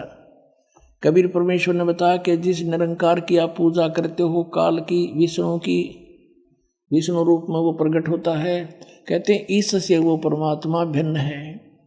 निरंकार से पुरुष निनारा, अजरदीप ताकी टकसारा। अजरदीप उस अमर लोक के अंदर वो परमात्मा रहता है। पुरुष विछो हुआ तब जबते, काल कठिन मगरो क्यों तबते। कहते हैं परमात्मा कि जब से आप परमात्मा से बिछुड़कर आए हो, तब से तुम्हें इस काल ने रोक रखा है। आपने बड़ी भक्ति भी की। देखो, इत तब सरस भक्ति नहीं होई, क्योंकि परम पुरुष ना बैठो कोई। जब से हम ते बिछुड़े भाई, 60,000 जन्म तुम पाई। अब क्लियर कर दिया परमात्मा ने कि जब से हम ते बिछड़े भाई, जब ते यानी जिस समय से तुम हमसे बिछुड़कर काल के लोक में आए हो, 60,000 जन्म यहाँ तुम पाई। अच्छे जन्म 60,000 तो आपके हो लिए। दर दर जन्म भक्ति भल कीन्या, फिर काल चक्कर निरंजन दीन्या। कहते तुमने मनुष्य जीवन पा गए और बहुत भक्ति करी, और फिर भी काल इस निरंजन ने तुम्हें इस जन्म मरण के चक्कर में डाले रखा। गहो मम शब्द तो उतरो पारा, बिन सत शब्द लह यम द्वारा। गहो मम शब्द, मुझसे उपदेश लो तो पार हो जाओगे, और बिना सत शब्द, इस सतनाम कहो, सत शब्द कहो, सच्चा नाम कहो, इसके बिना तुम यम के द्वार काल के मुंह में जाओगे। फिर क्या बताते हैं, तुम जैसे अच्छे पुण्यात्मा भी जब यहाँ चक्कर काट रहे हैं तो और जीव के पार बसाओगी। तुम बड़ भक्त भवसागर आवा, और जीव कोई कौन चलावा। और जीव की के चालेगी जब आप जैसे इतने बड़े भक्त भी यहाँ भवसागर में जन्म मरण के चक्कर में हो। निरंकार सब सृष्टि भुलावा, तुम करी भक्ति तो लौट क्यों आवा। इस काल ने निरंकार ने सब सृष्टि को मूर्ख बना रखा है, बुला रखा है, भ्रमित कर रखा है। और तुमने अच्छी भक्ति करी थी तो आप वापस क्यों आ गए। फिर नानक साहब जी कहते हैं, धन पुरुष तुम यह पद बाखी, यह पद अमर गुप्त कह राखी। जब लग यम तुमको नहीं, ये गलत लिखा है, जब लोग हम तुमको नहीं पावा, अमर अपार भरम फैलावा। अगम अपार भरम फैलावा। कहो गोसाई हम ते ज्ञाना, परम पुरुष हम तुमको जाना। धन जिंदा प्रभु पुरुष पुराना, बिरले जन तुमको पहचाना। जिंदा वचन बहे दयाल पुरुष गुरु ज्ञानी, गहो पान परवाना बाणी। अब मंत्र दिया नानक साहिब जी को परमेश्वर कबीर जी ने जिंदा रूप में। भली बही तुम हमको पावा, सकलो पंथ काल को धावा। होय होय। कबीर परमेश्वर जी कह रहे हैं जिंदा महात्मा के रूप में नानक साहिब जी को कि भली बही तुम हमको पावा, आपने मुझे पा लिया, भली हुई, अच्छा हुआ आपके लिए। और सभी पंथ काल की पूजा पर लगे हुए हैं। ध्यावा माने ध्यान लगा रहे हैं। तुम इनसे अब बहे निनारा, फिर जन्म ना होए तुम्हारा। अब तुम इन सब से अलग हो गए हो मेरा नाम लेके, अब तुम्हारा पुनर्जन्म नहीं होगा। बलि सुरत तुम हमको चीन्या, अमर मंत्र हम तुमको दीन्या। सब संवेद हम कही निज बानी, परम पुरुष गति तुम्हें बखानी। नानक साहब जी कहते हैं, धन पुरुष ज्ञानी करतारा, जीव काज प्रगटे संसारा। कि धन है हे परमात्मा, तुम हे करतार, हे ज्ञानी रूप में आप ही यहाँ पर आए हो और संसार के कल्याण के लिए, जीवों के काज यहाँ पर आए हो, जीवों का कल्याण के लिए आए हो। धन करता तुम बंदी छोड़ा, बंदी छोड़े। धन करता तुम बंदी छोड़ा, ज्ञान तुम्हारा महाबल जोरा। कि आपके ज्ञान का में बहुत ताकत है, इसके आगे कोई नहीं टिक सकता। दिया दान गुरु किया उभारा, नानक अमर लोक पगधारा। अब इससे ये कंसेप्ट क्लियर हो गया कि श्री नानक जी को जो जिंदा महात्मा रूप में गुरु मिले थे वो कबीर परमेश्वर जी थे, काशी वाले धानक थे। उसके विषय में नानक साहब ने कहा है श्री गुरु ग्रंथ साहिब के 24 पृष्ठ पर, भाई सूरत मलुकी वेश ए ठगवाड़ा ठगी देश, खरा सियाणा बोता मार। ये धानक रूप रहा करता। अभी तक सभी संतों का मानना है कि परमात्मा पाप कर्म नहीं काट सकता, तो क्या परमात्मा पाप कर्म काट सकता है? आइए देखते हैं संत रामपाल जी महाराज का शास्त्रों अनुसार ज्ञान क्या कहता है। सच्चाई को कहां तक छुपावे, चोर चुरावे तोमड़ी गड्ढे पानी में, वो गड्ढे वो ऊपर आवे ना, सच्चाई छानी ना। अब यजुर्वेद 5 के मंत्र नंबर 32 में, पंचमा अध्याय यजुर्वेद का 5वां अध्याय, और यहां देखिएगा 32वां मंत्र है। 32वां मंत्र, इसमें क्या लिखा, उसी गसी और कबीर अंगारियसी। ये कबीर है, हम इसको कबीर बोले, वह बोलते हैं वह को। कबीर अंगारियसी बम्भारी अवेसुरसी दुवसान सुधन्नुअसी। अब इसका अर्थ देखेंगे। हे जगदीश्वर, जिस कारण आप उसिक कांतिमान असी माने हैं। अंगारी माने खोटे चलन वाले जीवों के शत्रु, अग्ग माने पाप, अरी माने शत्रु यानी पापों के नाश करने वाले हो। और यहां इन्होंने कबीर को ये ऐसे कर दिया, कांत प्रजय कर दिया। कांत प्रजय यह लिखना था, शत्रु वा के होता, वा शब्द भी लगाया करे। आप शत्रु हैं, या वा माने या होता, या आप कांत प्रजय हैं। ये तो सीधा अर्थ है, आप कबीर अंगारी असी बम्भारी असी। आप और कबीर हो, आप कबीर देव हैं। यहाँ कबीर देव लिखना था। जैसे अब इसी यजुर्वेद के 36वें अध्याय में महर्षि दयानंद ने प्रथम मंत्र में कि यजु शब्द है, ऋचम वाचम परपदे मनो यजु परपदे, इसका अर्थ यजु का यहाँ कर दिया बिल्कुल सही। ये लिख दिया यजु माने यजुर्वेद, बिल्कुल ठीक लिखा। यदि यहाँ कोई अन्य अर्थ कर देता तो कैसे पता लगता कि यजुर्वेद की महिमा है ये। तो ठीक जहां पर इस कहीं भी वेद में परमात्मा की महिमा चल रही हो और वहां कबीर शब्द है, कवि का 2 अपसर्ग भी लगा रखी है, वह अंडरस्टूड होना चाहिए कबीर देव है, वो कबीर परमात्मा, देव माने परमेश्वर। अब देखो ये अथर्ववेद है, ये भी इन आर्य समाजियों का अनुवाद है। इसमें महर्षि दयानंद व उसके चेले ही वेदों का अनुवाद करते रहे हैं। ये कहाँ से छपा है? वहीं से। प्रकाशक है पंडिता राकेश रानी। और ये कहाँ से छपा है? प्रधान कार्यालय वेद मंदिर महात्मा वेद भिक्षु सेवाश्रम, लेखराम नगर, अब्राहिमपुर, मुखमेलपुर, दिल्ली। इतना ये है। ये देखिएगा चतुर्थ कांड में, और यहां देखिएगा एक 7वां मंत्र है, ये 7वां। इसमें यहां पर कबीर देव शब्द है, कबीर देव।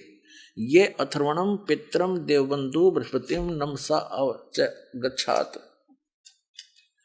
तुम विश्वेश्वाम जनिता, तो माने आप विश्वसाम यानी सब ब्रह्मांडों के उत्पन्न करने वाले हो। यथा से देव कबीर देव है न दबायत स्वाधावान।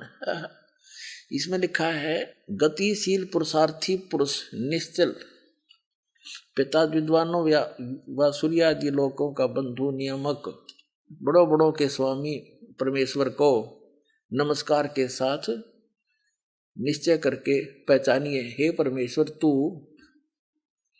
सब सुखों का उत्पादक हो। क्योंकि यहां लिखना था आप कबीर देव हो। देखो ये कबीर देव है, इसने अपसर्ग लगा दिया पर, और देव का अर्थ परमेश्वर कर दिया। तो ये लिखना था वो कबीर देव है, वो कबीर परमेश्वर है। कबीर देव लिख देते, ये एज इट इज लिख देते, वो कबीर देव।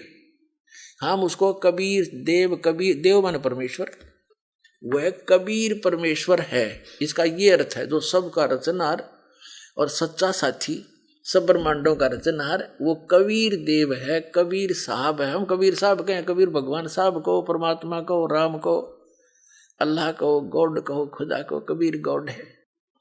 अब हम फिर लेते हैं यजुर्वेद, अथर्ववेद रख दिया। ये महर्षि दयानंद का वो अनुवाद है, ये यहां से छपा, ये वही का वही उठा रहे।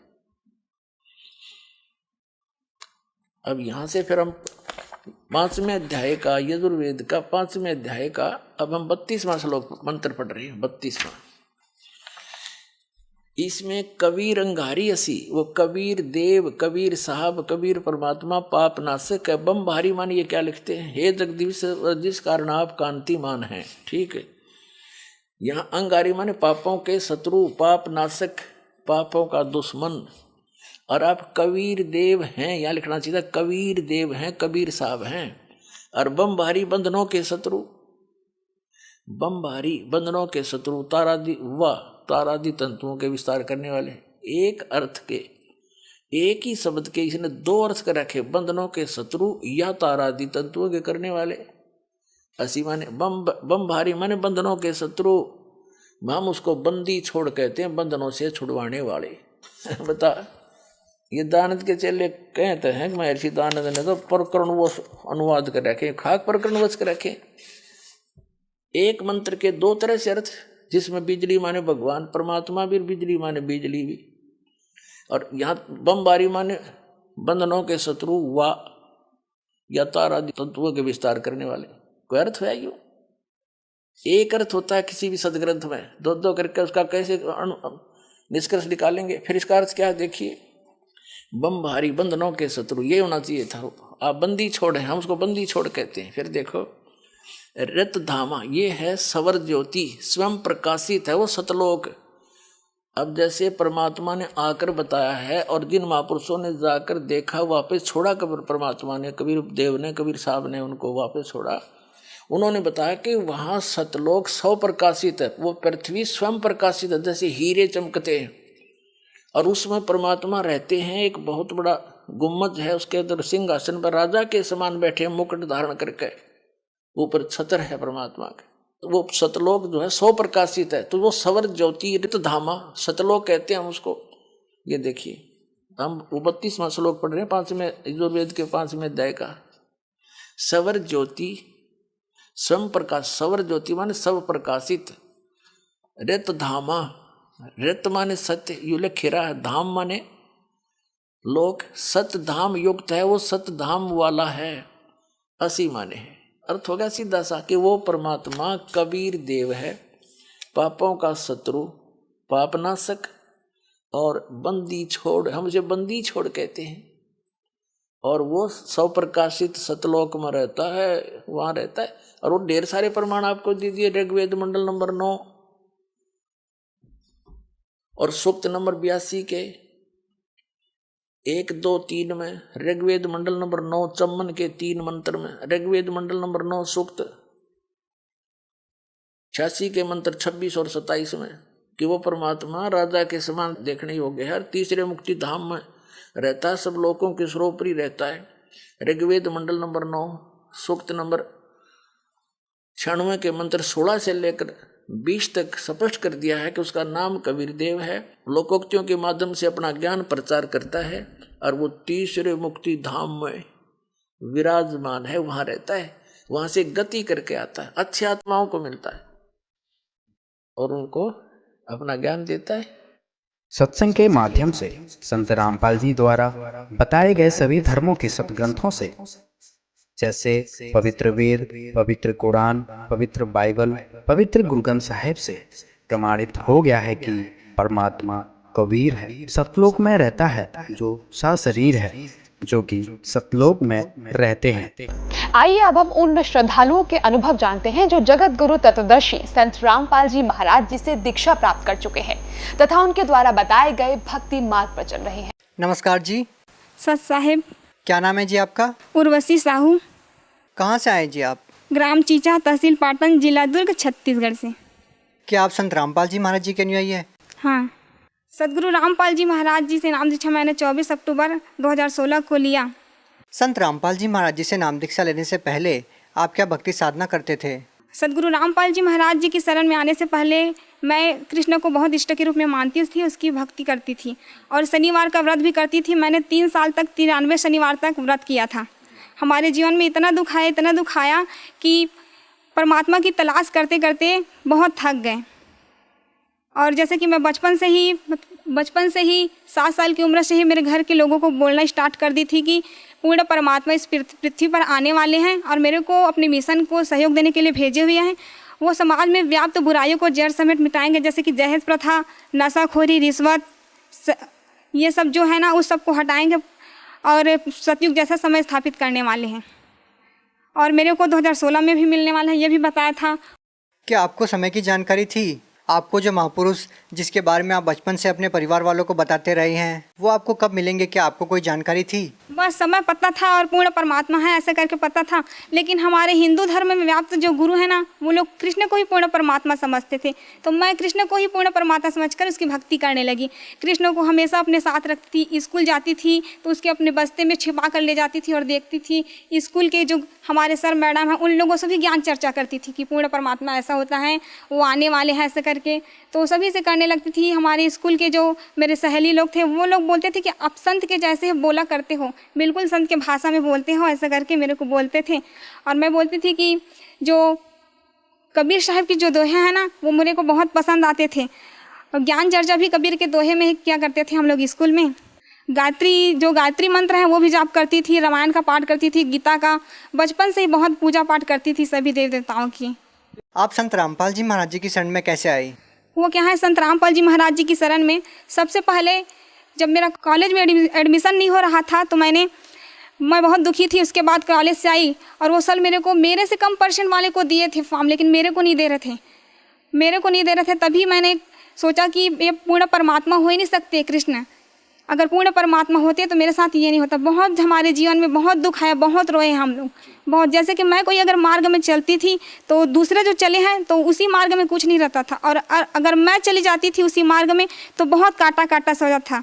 तो मैं जस्ट आई कॉलेज से, उसके बाद दोपहर को सो गई, थोड़ा सा नींद आया। उसके बाद सदगुरु रामपाल जी महाराज जी मेरे सपने में आए और वो साधारण वेशभूषा में थे, और संत तो वो सब पाखंड के जैसे कि जटा, लंबे नाखून और बाल बढ़ाए, दाढ़ी लंबी, वो सब थे। लेकिन संत रामपाल जी महाराज जी के ऐसे नहीं थे। तो मैं बोली मेरे मम्मी को बोली कि मम्मी एक आए थे एक संत, लेकिन वो बोल रहे थे मेरे को कि आपका एडमिशन हो जाएगा बेटा, आप चिंता मत करना। लेकिन मैं जानती भी नहीं थी वो संत है, लेकिन आत्मा जो है परमात्मा को पहचान लेती थी, लेकिन मेरी आत्मा ने पहचान लिया कि वो संत ही हैं।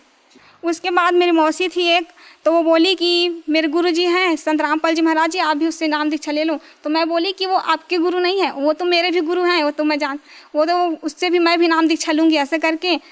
और जीवन से बहुत हार चुकी थी। तो संत रामपाल, तब तक तो आपको नाम पता ही नहीं था जब आपकी मौसी जी ने आपको बताया कि मेरे गुरुजी संत रामपाल जी महाराज हैं।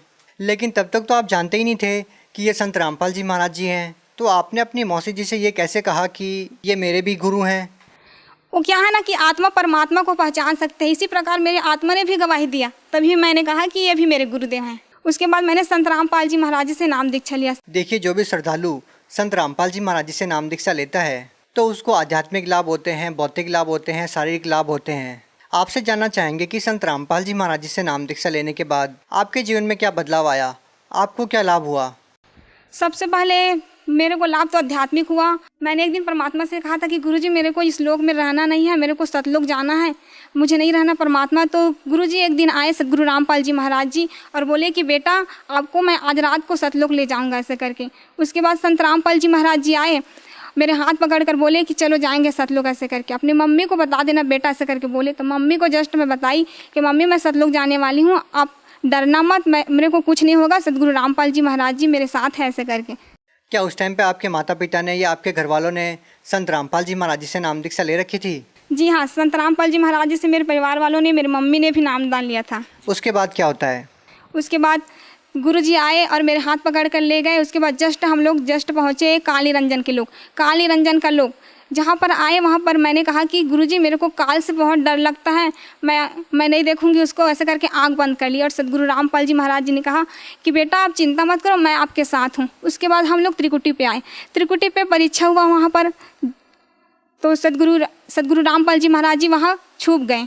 उसके बाद जो बहुत सारे देवी देवता है ना, अपने अपने लोगों का प्रलोभन लेकर मेरे पास आए। बहुत बाजार जैसा था, वहाँ पर बहुत सारे प्रलोभन दे रहे थे मेरे को कि आपको ये पद दूंगा ऐसा करके। लेकिन मैंने कहा कि नहीं, मेरे को कुछ भी नहीं चाहिए। मैं बहुत रोई, नहीं मेरे को नहीं चाहिए, मेरे को तो पूर्ण परमात्मा चाहिए, मेरे सदगुरु रामपाल जी महाराज जी चाहिए। उसके बाद सदगुरु रामपाल जी महाराज जी को मैंने बहुत ढूंढा। उसके बाद एक कोने में सदगुरु रामपाल जी महाराज जी मेरे को दिखे। उसके बाद दौड़ते दौड़ते गई और परमात्मा को रोते रोते गले से लगा ली कि गुरुजी आप मेरे को चाहिए, बस दुनिया की कोई चीज़ नहीं चाहिए, परमात्मा बस मैं आपको चाहती हूँ और कुछ भी नहीं चाहिए मेरे को। उसके बाद सदगुरु रामपाल जी महाराज जी ने मेरे को उठा कर कहा कि बेटा ऐसा ही तो चाहता हूँ, मैं चाहता हूँ कि हर हंस में ऐसा ही गुण हो। सतलोक जाते समय परमात्मा ने मेरे में पूरा शील, संतोष, विवेक, क्षमा, जो सतलोक जाने का जो गुण होता है ना व्यक्ति में, वही पूरा स्थापित कर दिए थे। उसके बाद सदगुरु रामपाल जी महाराज जी ने कहा कि बेटा कोई बात नहीं, मैं ही कबीर परमात्मा, पूर्ण परमात्मा सदगुरु रामपाल जी महाराज जी के रूप में आया हूँ बेटा, लेकिन संसार के लोग मुझे नहीं समझ रहे हैं। कोई बात नहीं, इंसान में इतना अहंकार घर कर गया है कि मेरे को समझना ही नहीं चाहता है। मैं ही पूर्ण परमात्मा सदगुरु रामपाल जी महाराज के रूप में आया हूँ, जिसने असंख्य ब्रह्मांड की रचना की है, और मेरे बिना इंसान एक तिनका भी नहीं उठा सकते। लेकिन इतना अहंकार है कि इंसान मुझको समझना ही नहीं चाहता है। लेकिन कोई बात नहीं बेटा, बहुत जल्द सतयुग जैसा समय स्थापित होकर ही रहेगा। मैं चाहूँ तो पल भर में मंत्री सभी की बुद्धि को बदल सकता हूँ, लेकिन मेरा कुछ मिशन है बेटा और लीला करने वाला हूँ।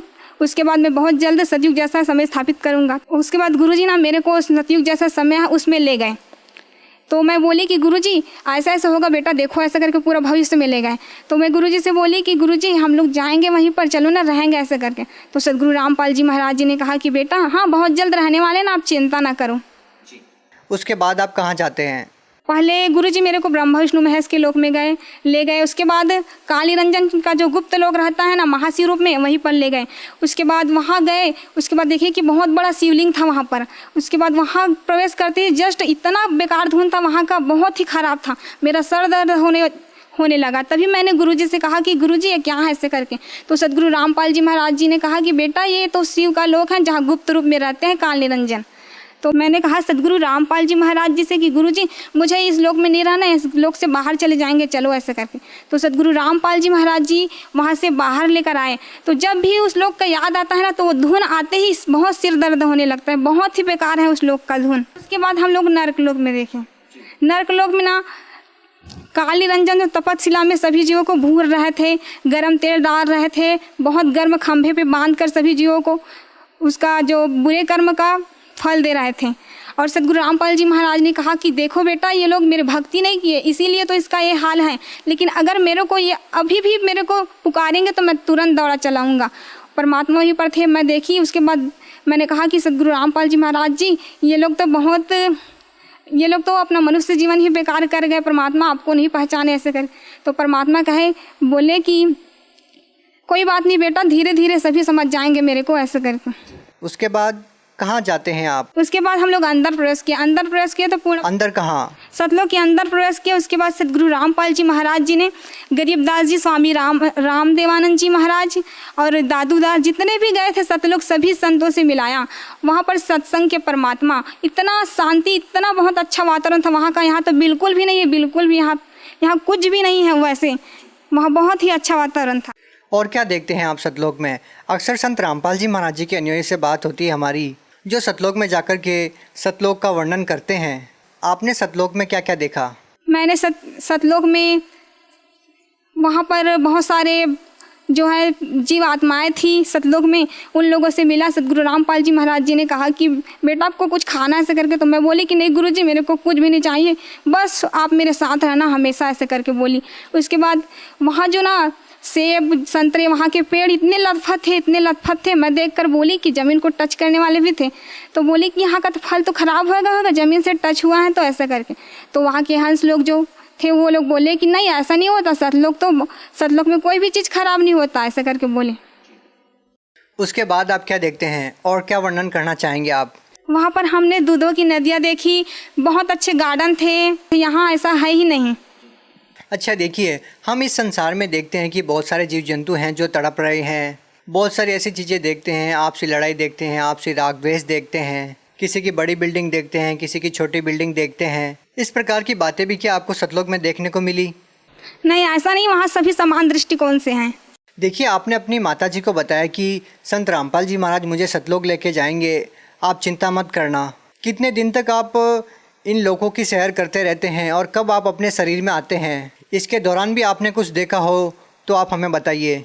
उसके बाद जब मैं सतलोक चली गई थी तो मेरे घर के लोग बोलते थे मेरे मम्मी को कि ये क्या हो गया, ये कुछ भी नहीं कर रही है, बोल भी नहीं रही है, हम लोगों से बात नहीं कर रही, क्या हो गया इसको भूत प्रेत पकड़ लिए हैं क्या, ऐसे करके बोलती थी। जो जगत थे ना आधे लोग, वो लोग बोलते थे। तो मेरी मम्मी बोली कि नहीं, सदगुरु रामपाल जी महाराज जी इसको सतलोक लेकर गए हैं, आप लोग चिंता मत करना ऐसे करके। कितने दिन तक आपका शरीर पड़ा रहा ऐसे? 3 दिनों के लिए ले गए थे मेरे को सतलोक। क्या 3 दिन तक आपका शरीर अचेत पड़ा रहा आपके घर पे? मेरा शरीर अचेत पड़ा था और सदगुरु रामपाल जी महाराज जी मेरी आत्मा को सतलोक लेकर गए थे। उसके बाद जब आप अपने शरीर में पुनः आते हैं तो उसके बाद क्या मतलब किस नज़र से लोग आपको देखते हैं और क्या रिएक्ट आपका होता है? आपके परिवार वाले आपसे क्या बात करते हैं? उसके बाद मेरे परिवार वाले बात करते हैं कि क्या हो गया था तेरे को, ऐसे करके बोलते थे। जो पिछले घर में जो भी घटना हुआ था वो सब बोलते हैं। तो मैं बोलती थी कि मेरे को नहीं पता ये सब क्या क्या बोल रहे हो, मुझे नहीं रहना इस लोक में, मुझे जाना है मेरे लोक में जहाँ से मैं आई हूँ, मुझे रहना ही नहीं करके बहुत रोती थी। मेरी मम्मी बोलती थी कि क्या हो गया है, अरे सतलोक गई थी ना इसीलिए सब हो रहा है। वहाँ पूर्ण परमात्मा सदगुरु रामपाल जी महाराज जी को ले गए थे, यहाँ कुछ भी नहीं है, ये काल का बहुत बड़ा खेल है। कितनी अचरज वाली बात है बहन जी कि लोग नहीं विश्वास कर पाते इस बात पे कि मरने के बाद कुछ ऐसी चीज़ें हैं जो आप बता रही हैं, लेकिन संत रामपाल जी महाराज जी के अनुयायी एक ही बात बोलते हैं जो आपने बताई। इसी तरह का नज़ारा वो भी सतलोक में देख करके आए हैं और वो आकर के हमारे साथ शेयर करते हैं। तो आप उन लोगों को क्या कहना चाहेंगे इस बारे में जो लोग ये मानते हैं कि सतलोक जैसी कोई चीज़ ही नहीं है या स्वर्ग नरक जैसी कोई चीज़ नहीं है, मरने के बाद किसने देखा है? आप उन लोगों को क्या कहना चाहेंगे? हमने देखा है, सदगुरु रामपाल जी महाराज ने हमको दिखाया है कि स्वर्ग नरक भी है और उससे ऊपर सतलोक है पूर्ण परमात्मा का, जहाँ जाने के बाद इंसान वापस नहीं आता इस संसार में। लेकिन आज जिस तरह का घटनाक्रम है कि संत रामपाल जी महाराज जी जेल में हैं, लोग कैसे समझ पाएंगे कि संत रामपाल जी महाराज जी पूर्ण परमात्मा है? जिस तरह से आप बता रही हैं और आपको सतलोक लेके गए हैं और आपको सब कुछ दिखाया है, आप खुद एक गवाह हैं, तो आप कैसे लोगों को समझा पाएंगे कि संत रामपाल जी महाराज जी को मानना कितना ज़्यादा ज़रूरी है लोगों के लिए? एक बार हमारे घर में हमारे जो मामा जी थे, पहले नाम दीक्षा नहीं लिए थे, मैं उसी के घर में रहती हूँ, तो वो बोले कि आप हमेशा सदगुरु रामपाल जी महाराज, सदगुरु रामपाल जी महाराज जी बोलते रहते हो, थकते नहीं हो उसके नाम लेते हुए। तुम्हारे सदगुरु रामपाल जी महाराज जी जेल से बाहर आकर दिखाए तभी मैं मानूंगा उसको पूर्ण परमात्मा। तो मैं बोली कि नहीं, आप ऐसा उसको चैलेंज नहीं कर सकते, वो सदगुरु रामपाल जी महाराज जी पूर्ण परमात्मा है, असंख्य ब्रह्मांड के मालिक हैं, वो कुछ भी कर सकते हैं, ऐसे चैलेंज मत किया करो आप उसको ऐसे कर। तो बोले कि नहीं, आकर दिखाए तभी मैं मानूंगा। उसके बाद उसी दिन रात को 11 बजे सदगुरु रामपाल जी महाराज जी हमारे घर में आए, उसके साथ 4 भगत जी भी लोग थे। उसके बाद सदगुरु रामपाल जी महाराज जी 10 मिनट तक बहुत दरवाजे के पास ही खड़े रहे। मेरे मामा ने देखा, गर्मी के दिनों था तो बिस्तर पर वो वहीं पर आंगन में सोए हुए थे। सदगुरु रामपाल जी महाराज जी को देखा, उसके बाद बुलाए हाथ जोड़कर कि आओ महाराज जी आओ, ऐसे करके बैठो, ऐसे करके बोले। उसके बाद हम लोगों को बुलाने के लिए चले गए कि आपके गुरु जी आए हैं, चलो चलो ऐसे। बहन जी, आपसे पूछना चाहेंगे, जिस तरह की बातें आप बता रही हैं, ये सपने की बात है या हकीकत की बात है? नहीं, ये सपने की बात नहीं है, ये वास्तविकता है। सदगुरु रामपाल जी महाराज जी हमारे घर में आए हुए थे। ये सब हकीकत में घट रहा था आपके मामा जी के साथ? हाँ, ये हकीकत है, रात को 11 बजे की बात है। जो आपके मामा जी मानने को तैयार नहीं थे, जो आपके मामा जी कह रहे थे कि संत रामपाल जी महाराज जी जेल में हैं, संत रामपाल जी महाराज जी उनको दिखाई दे रहे थे? हाँ, उसी को दिखाई दे रहे थे, क्योंकि सदगुरु रामपाल जी महाराज जी ये प्रूफ किए उसको कि मैं पूर्ण परमात्मा हूँ, मैं जेल से बाहर भी आ सकता हूँ, ऐसा नहीं है। उसके बाद जो आपके मामा जी थे, जो ये बोल रहे थे कि आपके गुरुजी जेल से बाहर नहीं आ सकते, तो फिर उसके बाद उनकी क्या प्रतिक्रिया रहती है इस बात को लेकर के? वो क्या है ना कि वो बोलते थे कि मैं कभी जुड़ूंगा ही नहीं, मैं सदगुरु रामपाल जी महाराज से नाम दीक्षा लूँगा ही नहीं, कुछ भी हो जाए, मर जाऊंगा पर भी से नहीं लूँगा। लेकिन ऐसा दिन आया कि सदगुरु रामपाल जी महाराज जी से उन्होंने नाम दीक्षा लिया और उसकी बीमारी भी ठीक हो गई। इसके अलावा आप कोई अपना अनुभव शेयर करना चाहेंगी? सर, मैं एक और अनुभव बताना चाहती हूँ कि मैंने सदगुरु रामपाल जी महाराज जी से नाम दीक्षा लिया। तभी एक दिन मैं तालाब में ऐसा ही पैर धोने के लिए नीचे उतर रही थी, तभी सदगुरु रामपाल जी महाराज जी ने कहा कि बेटा आप पैर को नीचे मत रखना, वहाँ पर बहुत नुकीला चीज़ है, आपके पैर चुभ जाएगा। उसके बाद जस्ट मैंने निकाल कर देखा, जस्ट पैर रखने वाली थी वही जगह पर, तो वहाँ पर किसी ने शराब की शीशी को पीकर फोड़ दिया था। वो बहुत नुकीला था, अगर चुभ जाता तो बहुत मेरा पैर कट जाता। एक बार सदगुरु रामपाल जी महाराज जी की शरण में आ गई थी, तभी सदगुरु रामपाल जी महाराज जी ने कहा कि मेरा एडमिशन नहीं हो रहा था, कॉलेज में एडमिशन नहीं हो रहा था। मैंने जब 10th क्लास में थी ना, तो बहुत मेरे साथ अन्याय हुआ, बहुत दुख है हमारे जीवन में। फर्स्ट ईयर का एडमिशन था, एडमिशन के लिए मैंने 12th का, उसके बाद मेरे साथ बहुत बुरा होता है करके मैंने अपने मार्कशीट और टीसी को फाड़ दिया। तो उसके बाद मैंने सोचा कि अब मेरे को रेगुलर करना, तो क्या करूं ऐसे करके। उसके बाद सोचा कि क्या करूं, तो सदगुरु रामपाल जी महाराज जी ने कहा कि बेटा आप चिंता क्यों करते हो मेरे रहते हुए, मैं हूं ना आपके साथ, हो जाएगा आपके एडमिशन।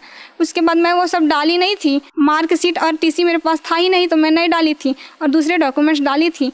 तो वहाँ मैडम के पास गई जस्ट एडमिशन के लिए, तो उन्होंने मेरा फॉर्म देखा, बहुत ही चेक किया स्ट्रिक्ट। तो क्या हुआ कि सदगुरु रामपाल जी महाराज जी की दया से उसे पता ही नहीं चला कि मेरे में टीसी और मार्कशीट तो है ही नहीं।